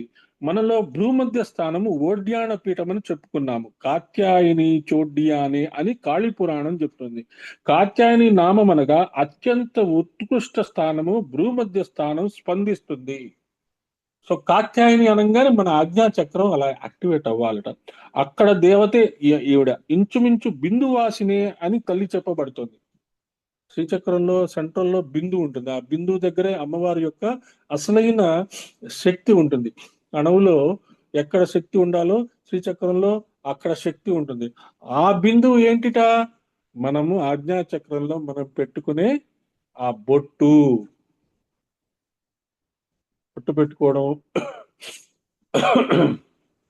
బొట్టు పెట్టుకున్నప్పుడు అలా ప్రెస్ చేయటము, అదే అక్కడే ఆ గురువు ఉంటాడు, ఆజ్ఞాచక్రంలోనే అన్ని ఉంటాయి అనేది మనకి బాగా తెలుసుకోవాల్సిన విషయం.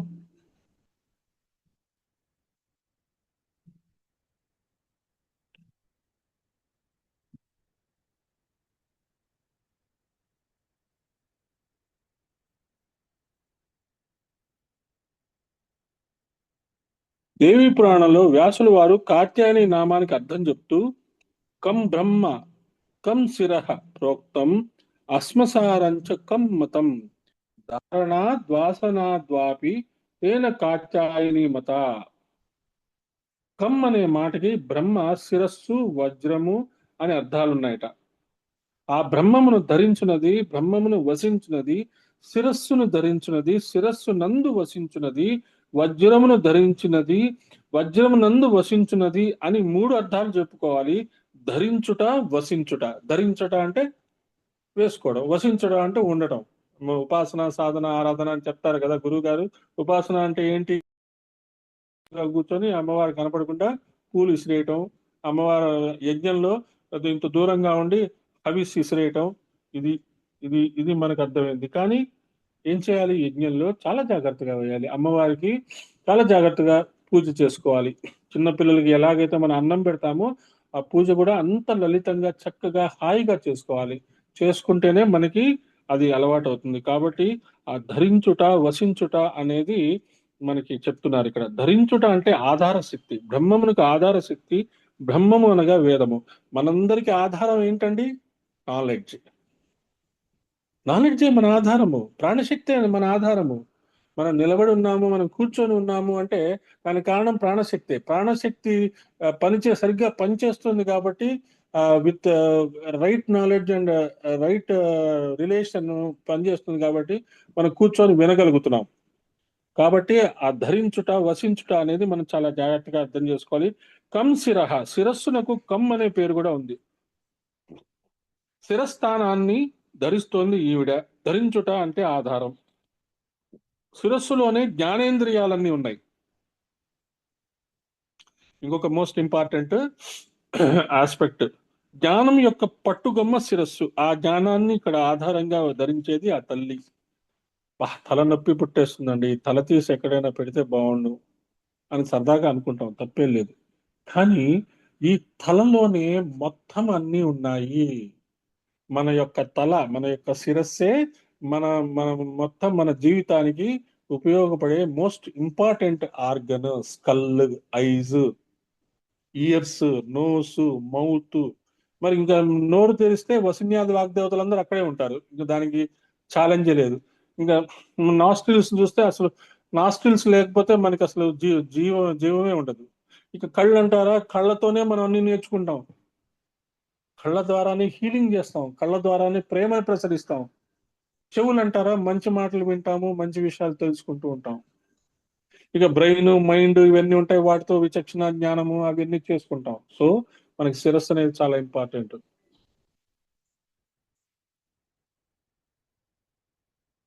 ఇవి మనకి జ్ఞానేంద్రియాలు ఉండే ఆ శిరస్సు చాలా ఇంపార్టెంట్. ఆ తల్లే ఆ శిరస్సును పట్టుకుంది. కొందరు అమ్మ కపాలం పట్టుకుంటుంది, చూస్తే భయం వేస్తుంది అంటారు. ఆవిడ పట్టుకుంటేనే ఆ కపాలం ఉంటుందని తెలియాలి. ఏమంటారు? అమ్మో మీ కాళికా మాత. ఈ క్రిస్టియన్ మిషనరీస్, ముస్లిమ్స్ వీళ్ళందరూ మన మన పిల్లల్ని టార్గెట్ చేస్తున్నారు. కాలేజెస్ లో, ఈ మన మన ఉద్యోగాల టైంలో, ఈ సంస్థల్లో, వీటిలో, స్కూల్స్ లో టార్గెట్ చేస్తున్నారు. మీ హిందూయిజంలో అలా ఉంది, ఇలా ఉంది, అది తప్పు, అది కరెక్ట్ కాదు, మాలోకి చేరండి అని చెప్పి బ్రెయిన్ వాష్ చేస్తారు. జాగ్రత్తగా మీ పిల్లల్ని మీరు గమనించుకోండి. కానీ మన మన సనాతన ధర్మంలో ఉండే ప్రతి ఒక్క దానికి ఒక అద్భుతమైన అర్థం ఉంది. అవేముందండి, ఇస్లాము, క్రిస్టియానిటీ జస్ట్ వాళ్ళ మనుషులు ఏర్పరచుకున్న అవి రిలీజియన్స్. అవి they are just 4000 year old or 5000 year old. మన దగ్గర ఉండే మన సనాతన ధర్మానికి అసలు డేట్సే లేవు. కొన్ని వేల సంవత్సరాల నుంచి మనకి శృతి స్మృతి పురాణాల ద్వారా వేదాలు దిగుతూ ఉన్నాయి. కాబట్టి never give a chance to any other person to educate your సనాతన ధర్మ. ఈ సనాతన ధర్మాన్ని నువ్వు తెలుసుకోవాలి, ముందు నువ్వు అర్థం చేసుకొని మనం ఇతరులకు చెప్పగలిగాలి. You have to defend your Indian citizenship. అది మనం అర్థం చేసుకోవాలి. బ్రహ్మరంధ్ర స్థానము శిరస్సుపై ఉన్నది. కాత్యాయని అంటే బ్రహ్మరంధ్ర స్థానంలో ప్రకాశించేది. శిరస్సు నందు ఉన్న ప్రధానమైన చక్రాలు 2. మొదటిది భ్రూమధ్యం, రెండోది బ్రహ్మరంధ్రం. భ్రూమధ్యం అంటే ఏం చక్రం అండి? ఆజ్ఞాచక్రం కదండి. బ్రహ్మరంధ్రం అంటే ఏం చక్రం? ఈ సహస్రారం దగ్గర ఉంటుంది. సహస్రారం సహస్రార చక్రం. బ్రహ్మరంధ్రం అంటే సహస్రార చక్రం. అంటే చిన్న పిల్లలకి మీరు కరెక్ట్ గా మనకి ఆ ప్లేస్ ఎక్కడ ఉందో మనకి తెలుస్తుందో తెలియదో అనిపిస్తుంది. మాడు అంటారు. చిన్నపిల్లలకి ఆముదం అది పూస్తాం కదా, అక్కడ మెత్తగా ఉంటుంది, తర్వాత అది గట్టి పడుతూ ఉంటుంది. అది సెంట్రల్ ప్లేస్ అని అనుకోవచ్చు మనం. మనకి ఏంటంటే సహస్రారంలో 1000 పడగల శేషన 1000 పెటళ్ళు లోటస్ ఉందని మనం అనుకుంటే, ఒక సెంటర్ అనేది మనం చూసుకోవచ్చు. ఆ సెంటర్ లో మనము అక్కడ నుంచే మనము పైనుంచి శక్తి దారాలు దిగుతున్నాయి, మన లోపలికి వస్తున్నాయి అని మనం మన అంటే ఒక్కొక్కళ్ళకి ఒక్కొక్క type of shape of heads ఉంటాయి. మన యొక్క సహస్రారం మనకి ఎక్కడ ఉంది అనేది తెలుసుకోవడానికి మన శిరస్సు పైన సెంటర్ ఏది ఉందో మనం ఇది చేస్తాం కదా, యజ్ఞంలో చేస్తాం. నాభి దగ్గర చేయి పెట్టుకుంటాం, పైన పెట్టుకుంటాం. ఏం చేస్తామండి ఇది? శిఖాబంధన్ అండి. శిఖాబంధనం చేసేటప్పుడు ఎక్కడ పెట్టుకోవాలి, చెయ్యి ఎక్కడ పెట్టుకోవాలి, కుడి చెయ్యి ఎక్కడ పెట్టుకోవాలి అనేది మీరే చూసుకోవాలి. ఎక్కడంటే అక్కడ పెట్టుకోవద్దు.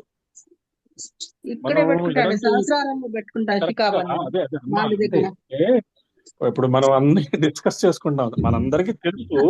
కానీ దీని ద్వారా మనకు క్లారిటీ తెలుసుకోవాలి, అందరికీ తెలియాలి. దానికి సైంటిఫిక్ లాజిక్ ఉన్నదని మనం చెప్తున్నాం. అక్కడ ఆ బ్రహ్మరంధ్రం ఉంది, ఆ సహస్రార చక్రం ఉంది, ఆ సహస్రారంలో సెంట్రల్ పెటల్ అక్కడ ఉంటుంది, మిగతా అంతా పెటల్స్ ఇలా ఉంటాయి, సెంట్రల్ ఆ తూడు అక్కడ ఉంటుంది అనేది మనం కరెక్ట్ గా అది డిసైడ్ చేసుకొని ఆ ఎడమ చెయ్యి మనం నాభి సెంటర్ ఎంత క్లారిటీ ఉందో మనకి భ్రూమధ్యం అంత క్లారిటీ ఉండాలి, ఆ బ్రహ్మరంధ్రం అంత క్లారిటీ ఉండాలి అని మనం రకరకాలుగా డిస్కస్ చేసుకుంటున్నాం అనమాట. సో శిరస్సులో ప్రధానమైన చక్రాలు ఆజ్ఞా చక్రము, సహస్రారం. ఈ రెండిటికి ఆవిడే ఆధార శక్తి. కాత్యాయని అత్యంత ఉత్కృష్టమైన పరానామము. వజ్రాన్ని ధరించున్నది అంటే ఇంద్రాణి శక్తి. వజ్రపాణి అంటే అమ్మవారు. వజ్రం అనగా వాగ్వై వజ్ర. వాక్కుకి వజ్రం అని పేరుందని ముందు నామాల్లో మనం చెప్పుకున్నాం. కాత్యాయని అంటే వాక్కులను ధరించే తల్లి. సో ఇక నుంచి మనం కాత్యాయని అనే పదము ఎప్పుడైనా వినపడితే నెవర్ టేక్ ఇట్ లైట్లీ. ఇంత జ్ఞానం ఉంది కాత్యాయని అంటే. Katyayani is the embodiment of Ajna chakra and సహస్రార. మనకి ఇంకా సైంటిఫిక్ గా కొంచెం చెప్పుకోవాలంటే పీనియల్ అండ్ పిట్యూటరీ గ్లాండ్స్ అంటే ఎక్కడ ఈ ఆజ్ఞా చక్రంలోంచి ఒక నెర్వ్ లోపలికి వెళ్తుంది, ఈ బ్రహ్మరంధ్రంలోంచి ఒక నెర్వ్ కిందకి దిగుతుంది. ఈ రెండు మీట్ అయ్యే ప్లేస్ ఒకటి ఉంటుంది, అక్కడ ఇల్యూమినేషన్ జరుగుతుంది. అది ఆ ఇల్యూమినేషన్ అనేది ఆత్మ సాక్షాత్కారం అనొచ్చు. అక్కడ నుంచి సోమరసం వస్తుంది. ఎప్పుడైతే అక్కడి నుంచి సోమరసం దిగిందో మన యొక్క రక్తములు మొత్తము పోయి ఆ సోమరసం నిండిపోతే ఆకలి ఉండదు, దప్పులు ఉండవు, ఏముండవు. రక్తము ఈ ధాతువులు ఉండడం వల్ల మనకి ఆకలి, ఈ విసర్జనము ఇవన్నీ జరుగుతూ ఉన్నాయి. ఎప్పుడైతే రక్తం బదులు సోమరసం దిగిందో కుండల్ని జాగరణ జరిగి, మనం ఏం చెప్పుకుంటున్నాం, కుండల్ని జాగరణ జరిగింది అంటే లిటరల్ గా ఏదో యాక్టివేట్ అయిపోయినాయి, చక్రాలు యాక్టివేట్ అయిపోయినాయి, వాళ్ళు ఏదో ప్రాణిక్ హీలింగ్ లో చెప్తుంటారు. మనం వెళ్ళంగానే నీ మూలాధార చక్రము ఎడం నుంచి కుడి వైపు తిరుగుతుంది, కుడి నుంచి ఎడం వైపు తిరుగుతుంది అంటుంటారు. దాన్ని నేను సెట్ చేస్తానంటారు. వాయమ్మ నాకైతే చాలా ఆశ్చర్యం వేస్తుంది. గొప్ప గొప్ప గురువులే ఆ మాటలు అనరు. నీ మూలాధార చక్రాన్ని నేను సెట్ చేస్తాను, నీ మణిపూర్ చక్రం సెట్ చేస్తాను. నువ్వు గాయత్రి మంత్రం చేసుకో, గాయత్రి యజ్ఞం చేసుకో, సాధన చేసుకో, వాటంతట అవే యాక్టివేట్ అవుతాయని చెప్తారు. కానీ నేను నీ మూలాధార చక్రాన్ని యాక్టివేట్ చేస్తాను, నీ చక్రాల్లో డిస్టర్బెన్స్ ఉంది, నేను అది కరెక్ట్ చేస్తాను, నేను నీకు హీలింగ్ చేస్తాను, ఇవన్నీ ట్రాష్. నాకు అంటే maybe I feel it like that. కానీ వాళ్ళు ఈ గురువులు ఏం చేస్తారు అంటే మనకి ఒక ఇంపెటస్ ఇస్తారు అనమాట, ఒక పుష్ ఇస్తారు. ఆ పుష్ ఇచ్చినప్పుడు దాన్ని కరెక్ట్ గా పట్టుకొని సాధన చేస్తే మనలో ఆ చేంజెస్ ని మనం అనుభవపూర్వకంగా, ప్రాక్టికల్ గా, థియరిటికల్ గా చూసుకోవాలి. ఆ అనుభూతి తెలుసుకోవాలి. దాన్ని ఉమ్, కొంచెం ఎక్స్టెండ్ చేయాల్సి వచ్చింది, సగంలో ఉండిపోయాం కాబట్టి ఫ్యూ మినిట్స్. సో మనం నిద్రపోతామని మరో చోట ఉదయిస్తున్నాడు, కానీ ఆయనకి అస్తమయం లేదు. అమ్మ నేత్రం కనుక జాగరిత లక్షణం వచ్చింది. అమ్మ నేత్రమే సూర్యుడు, అమ్మ నేత్రమే చంద్రుడు. విశాలత, చంచలత, జాగృతి, ఈ మూడు లక్షణాలు ఆమెలో ఉన్నాయి కాబట్టి ఆవిడని మృగాక్షి అన్నారు. ఈ మూడు లక్షణాలు మనం కూడా తెచ్చుకోవాలి. తెచ్చుకుంటేనే మృగాక్షి అనే దానికి అర్థం తెలుస్తుంది. మహాత్రిపుర సుందరి కనుక సాముద్రిక శాస్త్రం ప్రకారం ఉండవలసిన లక్షణం మృగాక్షి. అందులో రూపవర్ణన, తత్వభావన రెండు మనం చేసుకోవాలి. తర్వాత నామం మోహిని. జై గురుదేవ్. స్వస్తి ప్రజాభ్యం పరిపాలయంతో న్యాయేన మార్గేణ మహిమహేష. సో కాత్యాయని అనే పదానికి మనము రకరకాలుగా ఆయన చెప్పిన దాన్ని మనం చదువుకుంటూ దాన్ని అనలిటికల్ గా మనం ఈ రోజు తెలుసుకున్నాము. ఆ మనము ఆ సహస్రారము, ఆ సోమరసాన్ని ఎలా దింపుకోవాలి, ఆ షట్చక్ర జాగరణ ఎలా చేసుకోవాలి, సాధన ద్వారా జరుగుతుంది. ఎప్పుడైతే వీడు సాధనలో కొంచెం ఇబ్బంది పడుతున్నాడు, వీడికి ఏదో కర్మలు అడ్డం వస్తున్నాయి అని అనుకున్నప్పుడు గురువు ఒక పుష్ ఇస్తాడు. ఆ పుష్ కూడా మనకి ఏదో జన్మలో మనం చేసుకున్న మంచి పనిని తీసుకొచ్చి ఇక్కడ అడ్జస్ట్ చేస్తాడు తప్పితే ఆయన వల్ల జరుగుతుంది అని అనుకోవడం పొరపాటు. మనం ఆ అర్హత పెంచుకొని ఆయన యొక్క అనుగ్రహం పొందినప్పుడు మనలో ఉండే ఆ నిద్రాణమైన శక్తిని వాక్కు ద్వారా యాక్టివేట్ చేసి మనలో అవి మార్చడానికి చేసే గురువు నిజమైన గురువు. నిజమైన గురువు స్పూన్ ఫీడింగ్ ఇవ్వడు. నిజమైన గురువు ఏం చేస్తాడు, నీ కాళ్ళ మీద నిలబడే శక్తిని నీకు ఇస్తాడు.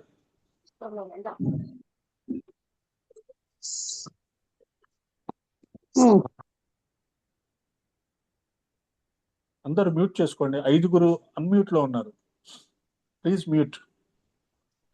సో అందుకని మనం కాత్యాయని అంత డీటెయిల్ గా చదువుకున్నాము. తర్వాత కాలహంత్రి. కాలహంత్రి శ్రీ కాలహంత్రి నమః. కాలాన్ని నశింపజేయనది. కాలాన్ని నశింపజేయనది అంటే ఇప్పుడు ఒక ఇంట్రెస్టింగ్ పార్ట్ జరుగుతుంది, మనకు టైం తెలియదు. ఒక గంట తర్వాత మనము టైం చూసుకుంటే అమ్మ గంటన్నర అయిపోయిందా అనుకుంటాం. ఈ గంటన్నర మనం ఏ మూడులో ఉన్నామో అదే కాలానికి అతీతమైన స్థితి అనేది మనం అర్థం చేసుకోవాలి. ఇది మాస్టర్ చెప్పిందే కాదు, ఎక్రాల కృష్ణమాచార్య గారు కూడా చెప్పారు. ఈ సమాధి స్థితి, కాలాన్ని దాటేసే స్థితి, తర్వాత ఈ తురీయ స్థితి, ఇవన్నీ మన నిత్య జీవితంలో మనకి అనుభవపూర్వకంగా ఉన్నవే. వాటికి ఏదో పెద్ద పెయింటింగ్ వేసేసి వాళ్ళు అమ్మో సమాధి స్థితి అంటే అలా ఉండాలంట, తురీయ స్థితి అంటే అలా ఉండాలంట అని అనుకొని మనకి రెగ్యులర్ గా అనుభవించే అనుభవాలని మనం మిస్ చేసుకుంటున్నాం అని చెప్తారు వాళ్ళు. టైపింగ్ చేయటం సమాధి స్థితి అన్నారు ఇక్రాల కృష్ణమాచార్య గారు. మీకు తెలుసా? కారు డ్రైవింగ్ సమాధి స్థితి అన్నారు ఇక్రాల కృష్ణమాచార్య గారు. అంటే ఏంటి? వెన్ యు ఆర్ ఆ కారు డ్రైవింగ్ లో ఉన్న టైపింగ్ చేసేటప్పుడు మీకు ఫోకస్ ఒకే దాని మీద ఉంటుంది. సమాధిలో ఉన్నప్పుడు కూడా అదే స్థితిలో ఉంటారు గురువులు, ఋషులు. అది మనం అర్థం చేసుకుంటే మనకి మనలో ఉండే ఆ నిద్రాణమైన ఎబిలిటీస్ ని ఎలా యాక్టివేట్ చేసుకోవాలో అనే దానికి కొన్ని క్లూస్ దొరుకుతున్నాయి. కాలోహి దురతిక్రమ అనే మాట శ్రీమద్ రామాయణంలో ఉంది. కాలాన్ని ఎవడు దాటలేదు. కాలహంత్రి నామం కూడా వివేచన చేయాలి. ఈయన కూడా ఎప్పుడు బ్లైండ్ గా ఫాలో అవ్వమని చెప్పాడు. ఈయనకున్న నాలెడ్జ్ సామవేదం షణ్ముఖ శర్మ గారు ఈ రోజు కూడా మీరు ఈ లేటెస్ట్ స్పీచెస్ చదివినా కూడా విన్నా కూడా ఆయన పుస్తకాలు చదువుతూనే ఉంటాడు. తనని తాను అప్గ్రేడ్ చేసుకుంటూనే ఉంటాడు. నేను అప్పుడెప్పుడో 15 సంవత్సరాల కింద చదివానండి, ఈ మధ్య పుస్తకాలు చదవడం మానేశానండి, టైమే లేదండి, వాట్సాప్ చూసుకోవడం సరిపోయా, సినిమాలు చూడడం సరిపోయా, పిల్లల్ని చూసుకోవడం సరిపోయా, టైం లేదండి అంటే కష్టమే మరి. మనల్ని మనం అప్గ్రేడ్ చేసుకోవాలి అంటే పుస్తకాలు చదవాల్సిందే. ఇంకా మీకు షార్ట్ కట్ చెప్పాలి అంటే చాట్ జీపీటీను, ఆర్టిఫిషియల్ ఇంటెలిజెన్స్ సంబంధించిన ఏదైనా యాప్స్ పిల్లల్ని అడిగి తెలుసుకోండి. ఆ దాంట్లో give me a gist of autobiography of yogi అని కొట్టండి. Give me a detailed gist of autobiography of a yogi అని కొట్టండి. మొత్తం ఇచ్చేస్తుంది, అది కంప్యూటర్ ఇచ్చేస్తుంది, అది చదవండి. అట్లీస్ట్ అలాగన్నా రోజుకో పుస్తకం చదివేయచ్చు. సో అది మనం చాలా ఇంపార్టెంట్. అప్గ్రేడేషన్, నాలెడ్జ్ అప్గ్రేడేషన్ ఎలాగో ఇది చాలా ఇంపార్టెంట్. ఆ చెట్టు, సీతమ్మ గారి కష్టం చూడంగా హనుస్వామి ఆ చెట్టు మీద కూర్చొని ఏది సీతాపి దుఃఖార్త కాలోహి దురతిక్రమ అని అనుకుంటాట. సీతమ్మకి కూడా దుఃఖం వచ్చిందంటే కాలాన్ని ఎవరు దాటలేరు సుమా అని అనుకున్నాడు. సీతమ్మకి దుఃఖం రాకూడదా అంటే రాకూడదు. సర్వ జగద్రక్షకుడైన నారాయణుడు రామచంద్రమూర్తి పక్కన ఉన్నాడు. ఎవరినైనా ఎదిరించే మరిది మరో పక్కన ఉన్నారు. ఇద్దరు ఉంటూ ఉన్నప్పటికీ కూడా సీతమ్మకి దుఃఖం వచ్చింది అంటే ఎన్ని రక్షణ శక్తులు, నా కాలం దాటడం కష్టం కదా అని అనుకున్నాడు. ఎవరు? హనుమంతుడు. అలాంటి కష్టమైన కాలాన్ని కూడా దాటించగలిగే శక్తి కాలహంత్రి. ప్రతి వారికి ఒక దుష్కాలం ఉంటుంది. అప్పటి వరకు వెలిగిపోతారు, అంతా తన తన నిర్వాహకం అనుకుంటాడు, దెబ్బతింటాడు. అప్పుడు ఏం చేస్తాం? భగవంతుడు అలా చేశాడు అని అనుకుంటాం. భగవంతుడు మంచి చేస్తే గ్రాటిట్యూడ్ చెప్పుకోం మనం. కష్టం వస్తే మాత్రం భగవంతుడు ఇలా చేశాడు, ఆయన ఏదో అక్కడెక్కడ కూర్చొని పృథ్వీ మీద ఇంతమంది ఇన్ని కష్టాలు పడుతున్నారు, ఆయన చూసి ఎంజాయ్ చేస్తున్నాడు పైన కూర్చొని అనుకుంటాం. అసలు ఆయనకి పృథ్వీ గ్రహం ఉందనే సంగతి కూడా తెలియదు. అమ్మవారికి పృథ్వీ గ్రహం ఉందనే సంగతి కూడా తెలియదు. This is the reality. మీకు అర్థం చేసుకుంటే మీరు ఖచ్చితంగా అది తప్పు అనుకుంటారు. మనం ఏ అమ్మవారిని అయితే కొలుస్తున్నామో ఆ అమ్మవారికి అసలు పృథ్వీ గ్రహం యొక్క ఎగ్జిస్టెన్స్ కూడా తెలియదు. మనం చేసే ఈ పూజలు ఇవన్నీ అమ్మవారి రూపాలైన కొన్ని వేల మంది దేవతలు గ్రహిస్తున్నారు కానీ అమ్మవారి దగ్గరికి వెళ్ళట్లేదు. This is the reality. అది అర్థం చేసుకోండి. ఆ కాలహంత్రి అనే మాట లలితా సహస్రనామంలో జ్యోతిష్యపరమైన నామాలు చాలా ఉన్నాయి. కాలదోషం పట్టిందనే మాటని వ్యవహారంలో వింటూ ఉంటాం. అమ్మవారిని ఆశ్రయిస్తే కాలదోషాలు లేకుండా చేస్తుంది. కాలదోషాలు అంటే కాల సర్పదోషాలు, సర్పదోషాలు, కాలదోషాలు, వీటన్నిటికీ మళ్ళీ లింక్ ఏంటి? మన శ్వాసయే. మన శ్వాసని సరిగ్గా తీసుకుంటే, కరెక్ట్ గా తీసుకుంటూ ఉంటే నిమిషానికి 14 సార్లు, 15 సార్లు, 16 సార్లు తీసుకుంటాం. దాన్ని తగ్గించుకుంటూ పోవాలి, ప్రాక్టీస్ చేసుకుంటూ ఉండాలి. నిమిషానికి 6, 7, 8కి కనుక మనం ఈ జన్మలో సాధించగలిగితే చాలు. నెక్స్ట్ జన్మలో మనం ఖచ్చితంగా ఆ మనకి గాయత్రి మంత్రం 3వ ఏట్లోనూ 4వ ఏట్లోనూ దొరుకుతుంది. నాకు ఇప్పటికీ అదే బాధేస్తుంది. 26 సంవత్సరాలు అయితే గానీ నాకు గాయత్రి మంత్రం దొరకల. కానీ I'm dam confident next birth లో నాకు పుట్టంగానే గాయత్రి మంత్రం ఇస్తారు. అంత కాన్ఫిడెన్స్ ఉంది. ఎందుకంటే గాయత్రి మంత్రాన్ని కొన్ని లక్షలు చేశాను, ఎంతో మంది చేత లక్షలు చేయించాను, ఎంతో మందికి నేను గాయత్రి మంత్ర దీక్షలు ఇచ్చాను. నా గురువు అలాంటి స్ఫూర్తిని నాకు ఇచ్చాడు. కాబట్టి నాకు అంత కాన్ఫిడెన్స్. కాబట్టి మన అందరికీ అంటే నాకు అంటే మనందరికీ అలాంటి కాన్ఫిడెన్స్ ఉండాలి, రావాలి. ఎప్పుడు రావాలి అంటే నువ్వు చేసిన సాధనకి నువ్వు సాక్షివి, ఇంకొకరు చెప్పుకోకర్లే. నేను కొన్ని లక్షల జపం చేశాము, కొన్ని ఇవి చేశాము, అవి చేశాము అని చెప్పుకోకర్లే. నువ్వు చేసిన పనికి నువ్వే సాక్షివి. ఎప్పుడైతే నువ్వు చేసిన పని 100% కరెక్ట్ గా చేసావని నీకు తెలుస్తుందో అప్పుడు కాన్ఫిడెన్స్ వస్తుంది. ఆ కాన్ఫిడెన్స్ అహంకారం కాదు. అది చాలా జాగ్రత్తగా గుర్తుంచుకోండి.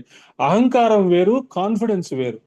అహంకారం ఎప్పుడు మనం గమనించవచ్చు అంటే, "హే, మీకేం తెలుసు, నాకు గాయత్రి మంత్రం గురించి చాలా తెలుసు, నాకు ఒక గురువు ఉన్నాడు, ఆ గురువుకి ఒక గురువు ఉన్నాడు" అలాంటి మాటలు మాట్లాడితే అప్పుడు అహంకారం అనుకోవచ్చు. అది మనం జాగ్రత్తగా మనము ఇతరులకు చెప్పేటప్పుడు మనం ఎలా ప్రజెంట్ చేయాలి అనే పాయింట్ గుర్తుంచుకోండి, అర్థం చేసుకోండి. గాయత్రి మంత్రం కొన్ని లక్షలు చేశాను అని నేను చెప్పినది అహంకారికంగా కాదు. అలాగే మీరు కూడా చెప్పగలగాలి. గాయత్రి మంత్రం కొన్ని లక్షలు చేశాము, చేస్తున్నాము, చేయిస్తున్నాము అని మీరు చెప్పగలిగితే, దానికి తగ్గట్టుగా మీరు జీవించగలిగితే, మిమ్మల్ని చూసి కొన్ని వేల మంది మీకు ఫాలోవర్స్ అవుతారు, గాయత్రి మంత్రం చేస్తారు, పృథ్వీపై స్వర్గావతరణ వస్తుంది. ఆ కాన్ఫిడెన్స్ మనకి రావాలి అని మనం ప్రయత్నం చేస్తున్నాము. శివ శివ పశ్యంతి సమం శ్రీ కామాక్షి కటాక్షితా పురుషా విపినం భువనమమిత్రం మిత్రం లోష్టంచ యువతి బింబోష్టం అంటాడు మూక కవి. దహనున్ గప్పంగ గప్పగం దహనున్ గప్పంగ జాలునే సలభ సంతానంబు నీ సేవచే శ్రీహత క్లేశులు గారు గాక మనుజులు శ్రీకాళహస్తీశ్వర అంటాడు దూర్జటి. గ్రహ దోషాలు గాని, కాలాలు గాని అమ్మ పాదాలని ఆశ్రయించిన వారికే ఉంటాయి. ఆశ్రయించిన వారికే కాళహంత్రి అని ఒక అర్థం. మీకు ఈ కాలాన్ని జయించాలి అని అనుకుంటే ఓం శ్రీ కాళహంత్రై నమః అనేది ఒక శ్లోకము, ఒక ఈ రోజు రేపు ఒక మాల చేసేసేయండి, గుర్తుపెట్టుకోండి. శంకరి ఉన్నారా? సారీ, శంకరి కాదు, గౌరీ మేడం ఉన్నారా? లేరు కదా. ఓకే. ఆ మాతంగి మేడం తర్వాత గుర్తు చేయండి. మనం గ్రూప్ లో పెడతాం. ఉన్నారా? ఓకే ఓకే, గ్రూప్ లో పెడతాం. ఓం శ్రీ కాళహంత్రై నమః. ఓం శ్రీ కాళహంత్రై నమః. ఈ రోజు ఒక మాల చేయాలి, రేపు ఒక మాల చేయాలి. ఎందుకు చేయాలి అంటే మనకి ఈ కాలాన్ని వీడియో అవసరం లేదు, కాలాన్ని జయించే విద్య అమ్మవారిని అడగాలి మనం. కాలం వల్ల మనకి ప్రాబ్లమ్స్ వస్తున్నాయి అనే పాయింట్ మన అమ్మవారిని అడగాలి అంటే దానికి ముందు బేసిక్స్ మనం చేసుకోవాలి. అది మనం చూసుకుందాము. ఓం శ్రీ కాళహంత్రై నమః అనేది చాలా ఇంపార్టెంట్. దీని ముందు మన కాత్యాయని అనేది కూడా ఇంపార్టెంటే, కానీ కాత్యాయని గురించి చాలా డీటెయిల్ గా చెప్పేసుకున్నాం కాబట్టి, కాత్యాయని అంటే ఒకటే ఆజ్ఞాచక్రము సహస్రారము. కాత్యాయని అంటే ఆజ్ఞాచక్రము సహస్రారము. సో అది పక్కన పెట్టేసేయండి. కాళహంత్రై నమః అనేది మనం కొంచెం అది ప్రాక్టికల్స్ లో ఉపయోగించుకోవాలి. అది చూద్దాం. చంద్రశేఖర మాశ్రయే మమ కిం కరిష్యతి వేయి నమః యమః అని మార్కండేయుడు శివలింగాన్ని గట్టిగా పట్టుకుంటాట.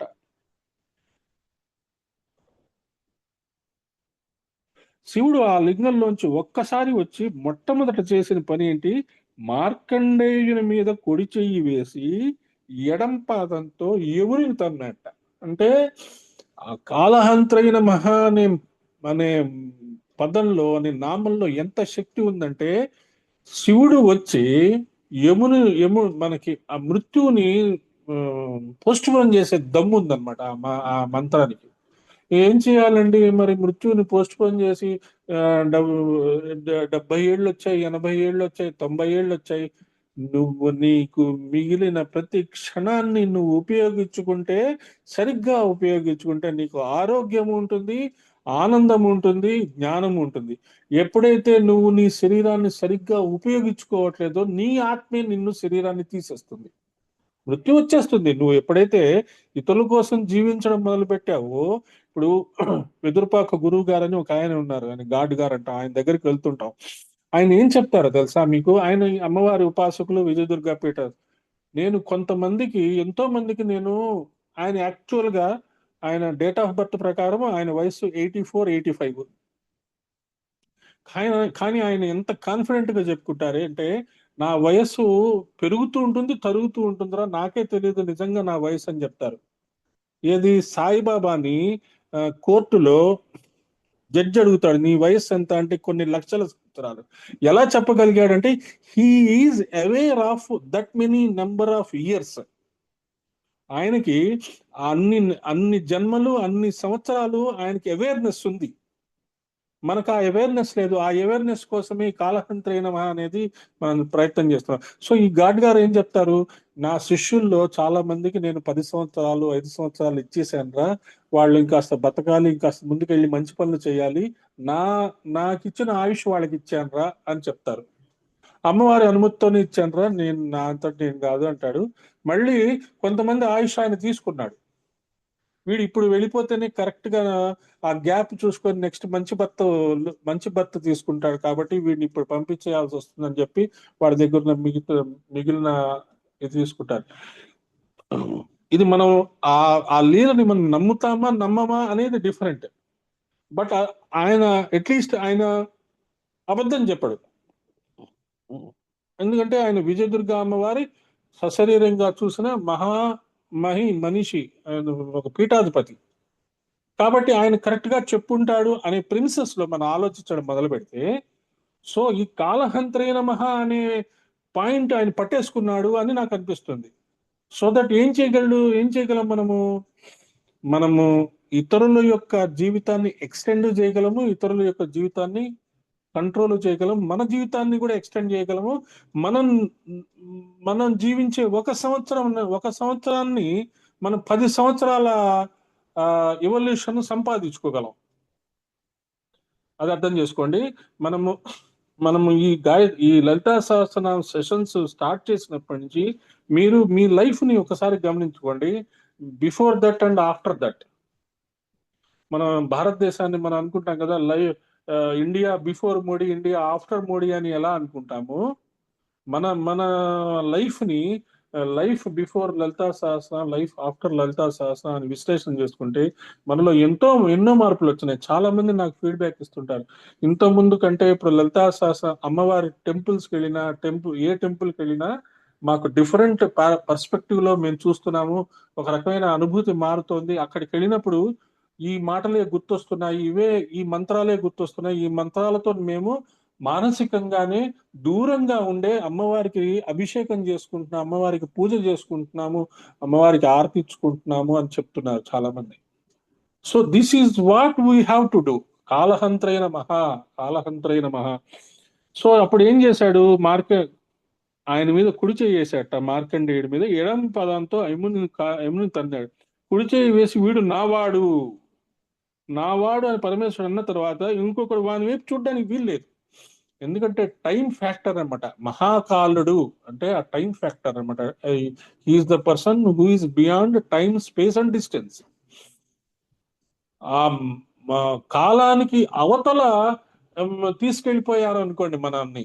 దాన్నే మీ సైన్స్ ఏమని చెప్తుందంటే బ్లాక్ హోల్ ఉంటుంది. బ్లాక్ హోల్ అవతల టైం ఉండదు, స్పేస్ ఉండదు, డిస్టెన్స్ ఉండదు.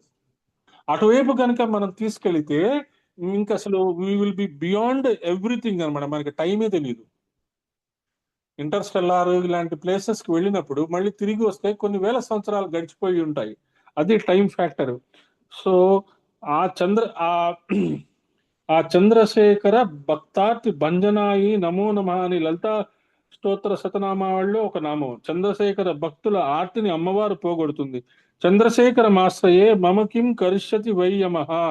చంద్రశేఖరుని భక్తుడు మార్కండేయుడు ఆర్తి భంజనం చేసిన పరమేశ్వరుని ఎడమ పాదం అమ్మవారుగా అర్ధనారీశ్వర స్వరూపంలో కనపడుతుంది.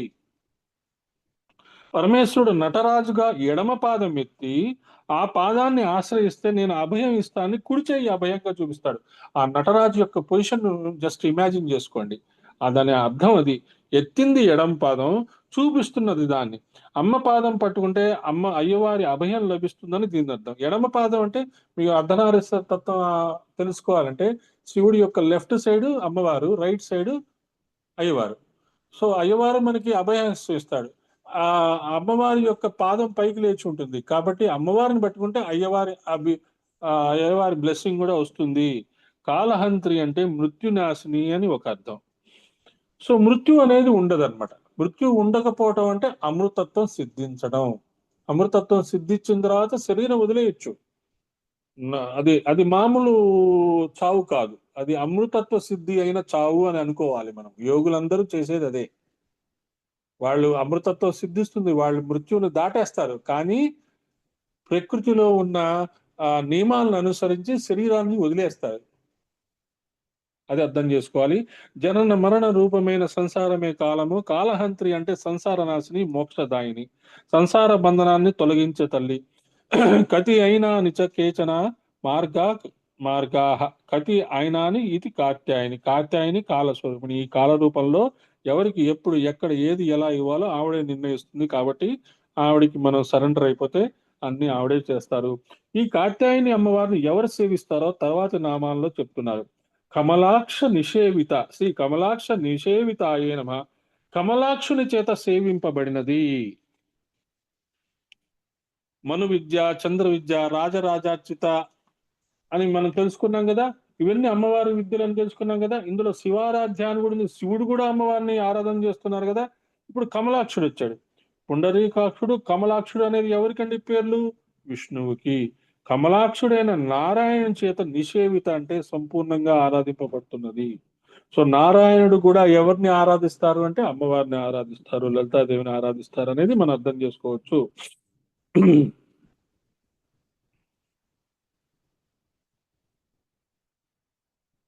ఆదిశంకర్లు సౌందర్య లహరిలో చెప్తూ హరిస్త్వామారాజ్య ప్రణత జన సౌభాగ్య జననీ పురానారీ భూత్వా పురరిపుమపి శోభమనయత్ స్మరోపి త్వాం నత్వా రతినైన లేహ్యేన వపుషా మునీనామశ్యంతః మునీనాప్యంతః మునీనామప్యంతః ప్రభవతి హిమోహాయ మహతాం. హరి బ్రహ్మేంద్ర సేవిత అనే నామం కూడా ఉంది. అతస్త్వామారాధ్యం హరిహర విరించాదిమి బిరపి. హరిహర విరించి అది అన్నారు పెద్దవారు ముగ్గురు, అంటే తర్వాత వారిని అనుసరించే అందరూ అక్కడ ఉంటారు. అంటే బ్రహ్మ విష్ణు మహేశ్వరులు ఆవిడని ఆరాధించారు అంటే వాళ్ళ ఫాలోవర్స్ కూడా ఉండాల్సిందే కదా. అది చెప్తున్నారు. దేవతలు, ఋషులు మొదలైన వారందరి చేత ఆరాధింపబడే తల్లి ఆదిశంకర్లు సౌందర్య లహరి మొదటి శ్లోకంలోనే అమ్మవారి పూజ్యతను చూపిస్తున్నారు. కాత్యాయని అయిన తల్లిని కమలాక్షులు మాత్రమే సేవించగలరు. కమల అక్ష నిషేవిత, దీనికి మళ్ళీ రెండు రకాల అర్థాలు ఉన్నాయి. కమలాక్ష అంటే సంపూర్ణంగా వికసించిన దృష్టి కలవారిచే చక్కగా సేవింపబడుతున్నది, అంటే జ్ఞాన దృష్టి కలవారి చేత పూజింపబడుతున్నది. ఇక్కడ మనం అర్థం చేసుకోవాల్సిన పాయింట్ ఏంటంటే మనము కూడా కమలాక్షలుగా మారాలి, జ్ఞాన దృష్టితో చూడాలి. మనం ఏ దృష్టితో చూస్తాము? ఫర్ ఎగ్జాంపుల్ నేను అనుకోండి, నేను ఒక బ్యాంకర్ని, నేను ఒక కొడుకుని, నేను ఒక మగవాడిని, నేను ఒంగోలులో ఉన్నాను ప్రస్తుతం. ఈ దృష్టితోనే చూస్తాను. నేను అమ్మవారి ఆరాధకుడిని అనే దృష్టితో చూడను. నేను ఒక గురువు యొక్క శిష్యుడిగా నేను చూడను. అది మనం అలవాటు చేసుకోవాలి. మనం ఆధ్యాత్మిక జీవితంలో ఉన్న దృష్టి వేరే ఉంటుంది, భౌతిక జీవితంలో అనుభవిస్తున్న దృష్టి వేరే ఉంటుంది.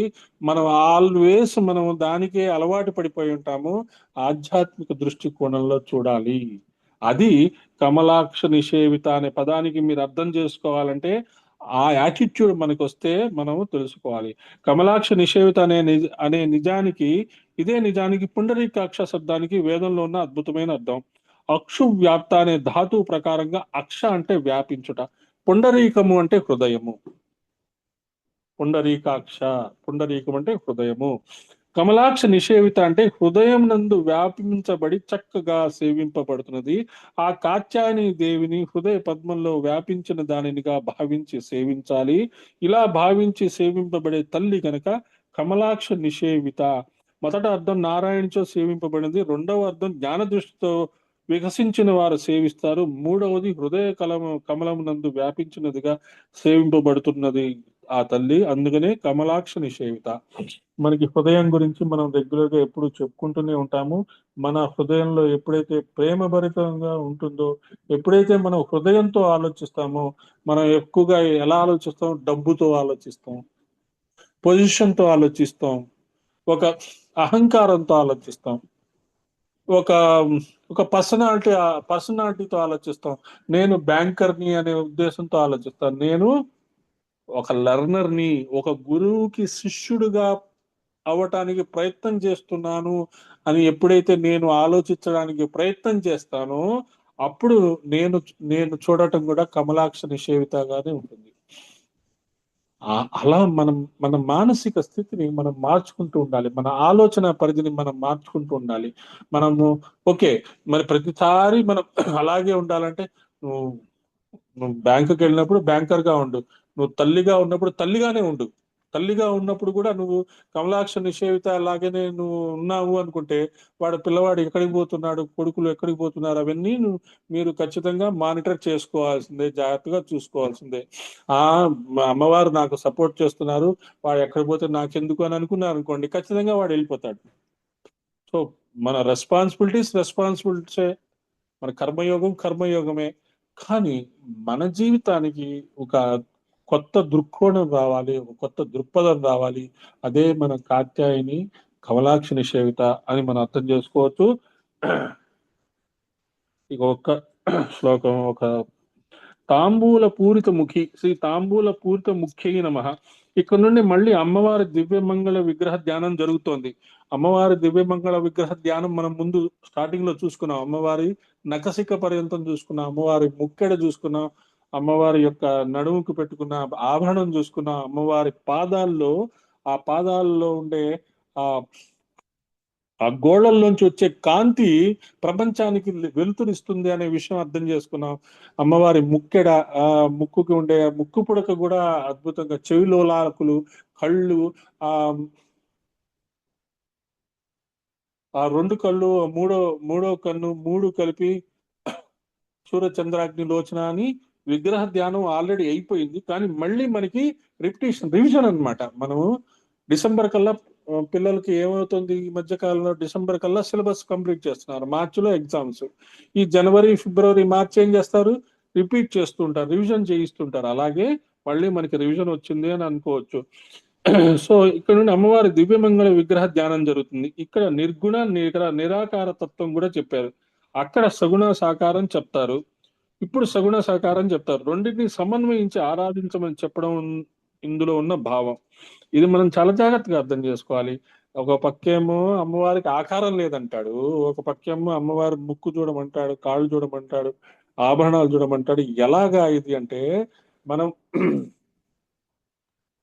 మన కర్మయోగమే సగుణ ఉపాసన, మన ఆధ్యాత్మిక యోగమే నిర్గుణ ఉపాసన. ప్రతి ఒక్క దానికి మనము ఎలా అర్థం చేసుకోవాలనేది మనం అర్థం చేసుకుంటూ ఉండాలి. సరే, ఇక్కడ అమ్మవారి స్వరూపం చూడాలి. అమ్మవారి ముఖం తాంబూలంతో ఉన్నది, తాంబూలం నములుతూ మందహాసం చేస్తుంది. ఈ తాంబూలం గురించి ఇంతకుముందు ఒకసారి డిస్కస్ చేసుకున్నాం కదా. ఎప్పుడు కర్పూర వీటిక మోద సమాకర్ష దిగంతర అనే నామం చెప్పుకున్నప్పుడు మనము తాంబూలం అనేది ఎలా తయారు చేసుకోవాలి అని డిస్కస్ చేసుకున్నాము. మన వాళ్ళు చక్కగా తాంబూలాలు తయారు చేసి అమ్మవారికి సమర్పించారు. ఆ తర్వాత నవరాత్రులు వచ్చినప్పుడు ఆ ప్రసాదాలతో పాటు తాంబూలాలు కూడా ఆ కన్యలకు ఇచ్చారు. అవన్నీ జరిగినాయి. తర్వాత దాడిమి కుసుమ ప్రభ, దాడిమి కుసుమ ప్రభ, శ్రీ దాడిమి కుసుమ ప్రభాయే నమః. దానిమ్మ పువ్వు లాంటి కాంతిలో ఉంది అని చెప్తున్నారు.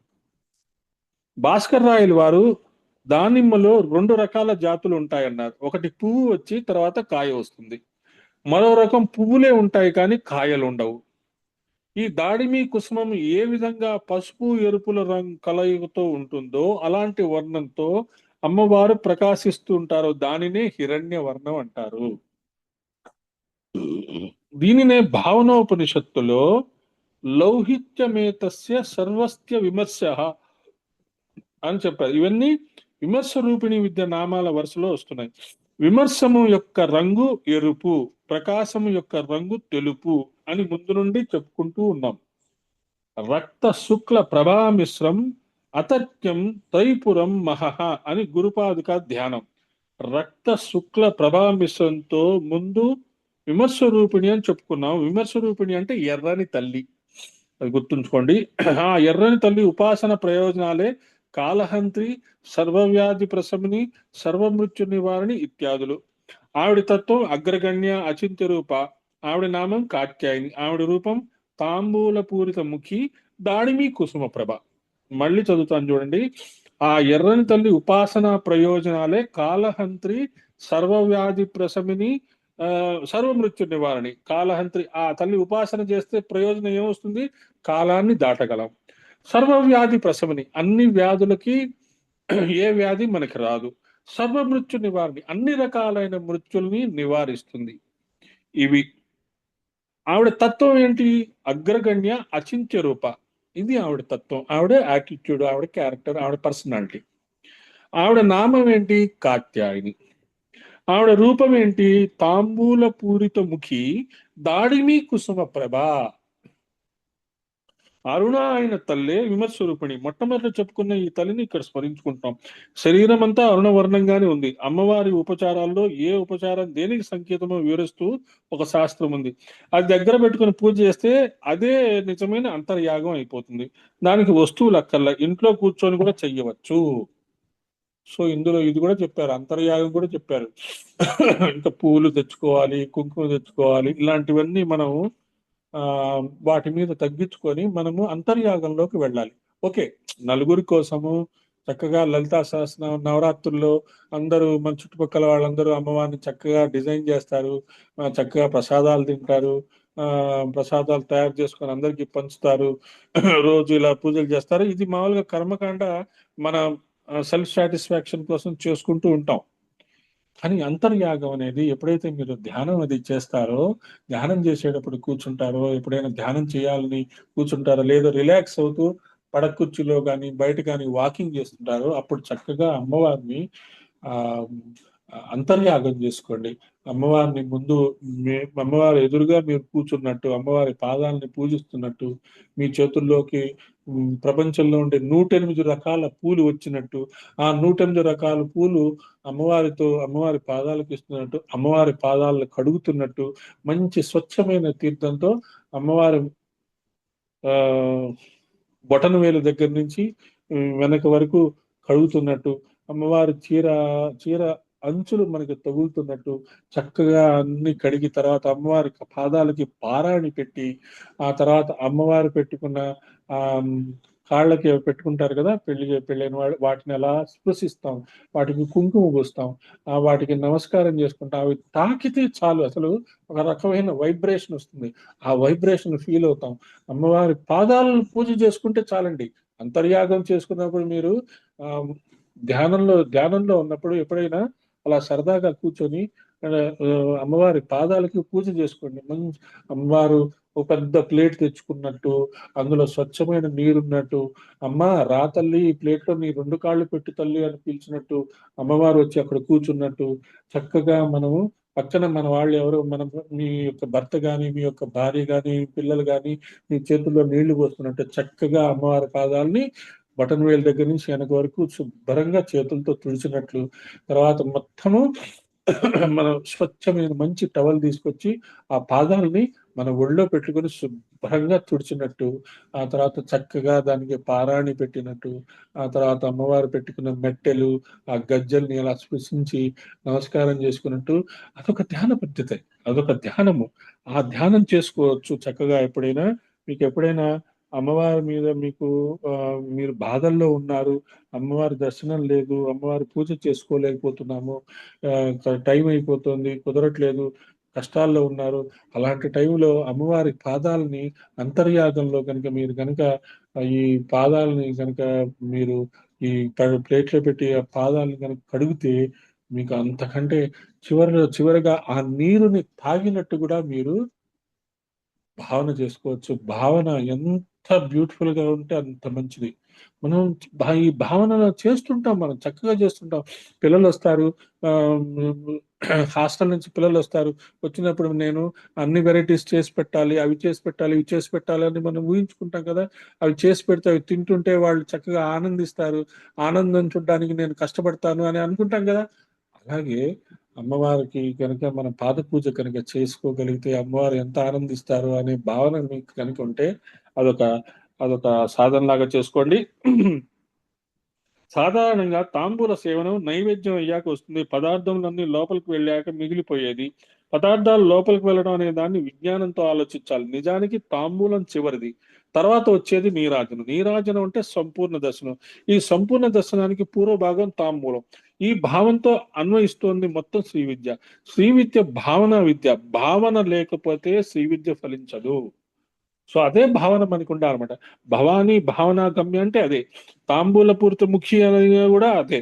ఆ భావన మనకు ఉండాలి. దాడిమి కుసుమం అంటే అరుణవర్ణంతో ఉన్న తల్లి, అమ్మవారిని అలా చూసుకోవాలి. అమ్మ రూపం భావిస్తూ చేసే ధ్యానాన్ని ఈ నామాల్లో పెట్టారు. తాంబూల పూరిత ముఖి, దాడిమి కుసుమ ప్రభ నామాల్లో అమ్మవారి ముఖ వర్ణన, శరీర వర్ణన చెప్పారు.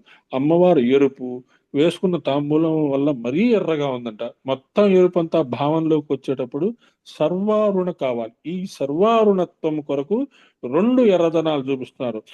ఎరుపు అనేది అగ్నివర్ణం. సో రెడ్ కలర్ కనపడంగానే మనకి ఏమవ్వాలి? అగ్ని కనపడాలి. అందుకనే మూలాధారము ఆ రెడ్ చూపించారు, మణిపూర చక్రం ఎల్లో చూపించారు. కాబట్టి ఎల్లో మూలాధారం, మూలాధారం పృథ్వీతత్వము, ఆ స్వాదిష్టానం జలతత్వము, మణిపూరకం అగ్నితత్వం. ఈ మూడు లింక్డ్, బాగా లింక్డ్. అది అర్థం చేసుకోండి. ఎరుపు అగ్నివర్ణం, తామగ్ని వర్ణం తపసా జ్వలంతి అని దుర్గా సూక్తం చెప్తుంది. అక్కడ అగ్నివర్ణమే హిరణ్యవర్ణం. జాతవేదసే సునవామ అని చెప్తారు. అది వైదికమైన భావము. ఈ యజ్ఞాగ్ని జ్ఞానాగ్ని యొక్క తేజస్సి అమ్మవారు. కాబట్టి ఈ యజ్ఞాగ్నిని మనం అనుభవించాలి, జ్ఞానాగ్నిని అనుభవించాలి. ఈ రెండు అనుభవిస్తే అమ్మవారిని తెలుసుకున్నట్టే. అమ్మవారు ఏదన్నా కల్లోకి వచ్చేసి ఆహా ఓహో నువ్వే నా ప్రియమైన శిష్యుడివి, నువ్వే నా ప్రియమైన శిష్యురాలివి, నీ వల్లనే నేను అందరికీ తెలియబడుతున్నానని చెప్పక్కర్లే. మీరు రోజు యజ్ఞం చేసుకుంటున్నారు, యజ్ఞం ద్వారా ఆహుతులు ఇస్తున్నారు, రోజు శుభకామన చెప్తున్నారు, రోజు అందరికీ మంచి జరగాలని మీరు పూజలు చేస్తున్నారు, అది యజ్ఞమే. చక్కగా మీకు మీరు జ్ఞానాన్ని నేర్చుకుంటున్నారు, కొత్త విషయాలు తెలుసుకుంటున్నారు, సాధన చేస్తున్నారు, అది యజ్ఞమే. కాబట్టి మనకి ప్రత్యేకంగా అమ్మవారు ఎదురుగా నిలబడి డింగ్ అని ప్రత్యక్షమై ఒక చెయ్యి పైకి పెట్టి ఒక చెయ్యి కింద పెట్టి నేను ప్రత్యక్షమయ్యాను భక్త ఏం కావాలో కోరుకో అని అనుకోకర్లే. మనకి ఆల్రెడీ ఆ కోరికలు కోరుకునే పరిస్థితిని దాటిన పరిస్థితికి మనం వచ్చేసాం. ఇతరుల కోరికలు తీర్చే పరిస్థితిలోకి మనం వచ్చేసాం. అది మనం అర్థం చేసుకోవాలి. ఎప్పుడైతే ఇతరుల కోరికలు తీర్చే పరిస్థితిలోకి మనం వచ్చేసినప్పుడు మన కోరికలు తీరవా? వెరీ సింపుల్ అన్నమాట, వెరీ సింపుల్ లాజిక్, ఈజీగా తీరిపోతాయి. సో అగ్నిముఖ వైదేవాహ, నోరు అగ్నికి సంకేతము. అమ్మవారి విరాట్ విగ్రహంలో నోటి స్థానం అగ్ని, నోటి నుండి వచ్చే పలుకులకి అధిదేవత అగ్ని, నోరు అగ్ని స్థానము. అగ్ని యొక్క ఎరుగుదనం చెప్తూ దాని ప్రధాన స్థానాన్ని వర్ణిస్తూ తాంబూల పూరితముఖి అని చెప్పడంలో విశేషం ఉంది. ఆ అగ్నివర్ణాన్ని శరీరం అంతా చూపిస్తూ దాడిమి కుసుమ ప్రభ అని వివరించారు. సో అమ్మవారు తాంబూలం వేసుకున్నారు, నోరు ఎర్రగా పండింది అంటే అర్థం ఏంటి? అగ్ని వర్ణంలోకి వచ్చింది. అరుణారుణ తరంగితాక్షిం అని చెప్తాం కదా. అలాగే ఆ తాంబూలం వేసుకున్నందువల్ల మన నోరు ఎర్రగా పండింది అని అంటే మన నోరులో అగ్ని ఉన్నది, అగ్ని ద్వారానే మనం మాట్లాడుతున్నాము, ఆ చేతనత్వము అని అర్థం చేసుకోవాలి. జాగ్రత్త అవస్థలో స్వప్నావస్థ కలదు, స్వప్నావస్థలో సుషుప్తి కలవదు. మరి ఈ మూడింటి ఏకస్థితి అంటే అర్థం మూడు ముద్దయిపోవడం కాదు. ఈ మూడింటిలో ఏకంగా ఎవరున్నారో ఆ చైతన్యానికి జాగ్రత్త స్వప్న సుషుప్తులు లేవు. చైతన్యం అంటేనే అవస్థ ఉంది. మూడింటిలో ఏకంగా ఉన్నది చైతన్యము. ఆ మూడింటిని తీసి చైతన్యాన్ని మాత్రమే చూడాలి అంటే తురియ దిశకి వెళ్ళాలి. తురియ సర్వావస్థ వివర్జిత అని కూడా చెప్పారు. ఈ సర్వావస్థలు లేని స్థితి ఏంటి? మూడు అవస్థలు ఏకమైన స్థితి అని చెప్పడంలో అర్థం. ఈ మూడు అవస్థలలో ఏది ఏకమై ఉందో దానిని మాత్రమే చూడాలి అనేది ఒక అర్థం.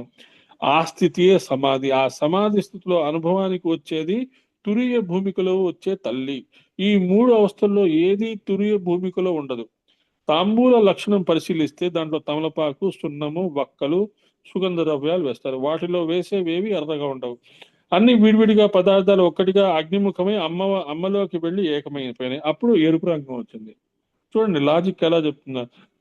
తమలపాకు ఎరుపు ఉండదు, సున్నము ఎరుపు ఉండదు, వక్కలు ఎరుపు ఉండదు, కానీ ఆ మూడు కలిస్తే నోరు ఎర్రగా పడుతుంది. అలాగే ఏ మూడు కలిస్తే మనకి మన మన మన జీవితం ఎర్రగా పండుతుందో ఆ మూడే అమ్మవారు అని అర్థం చేసుకోవచ్చు.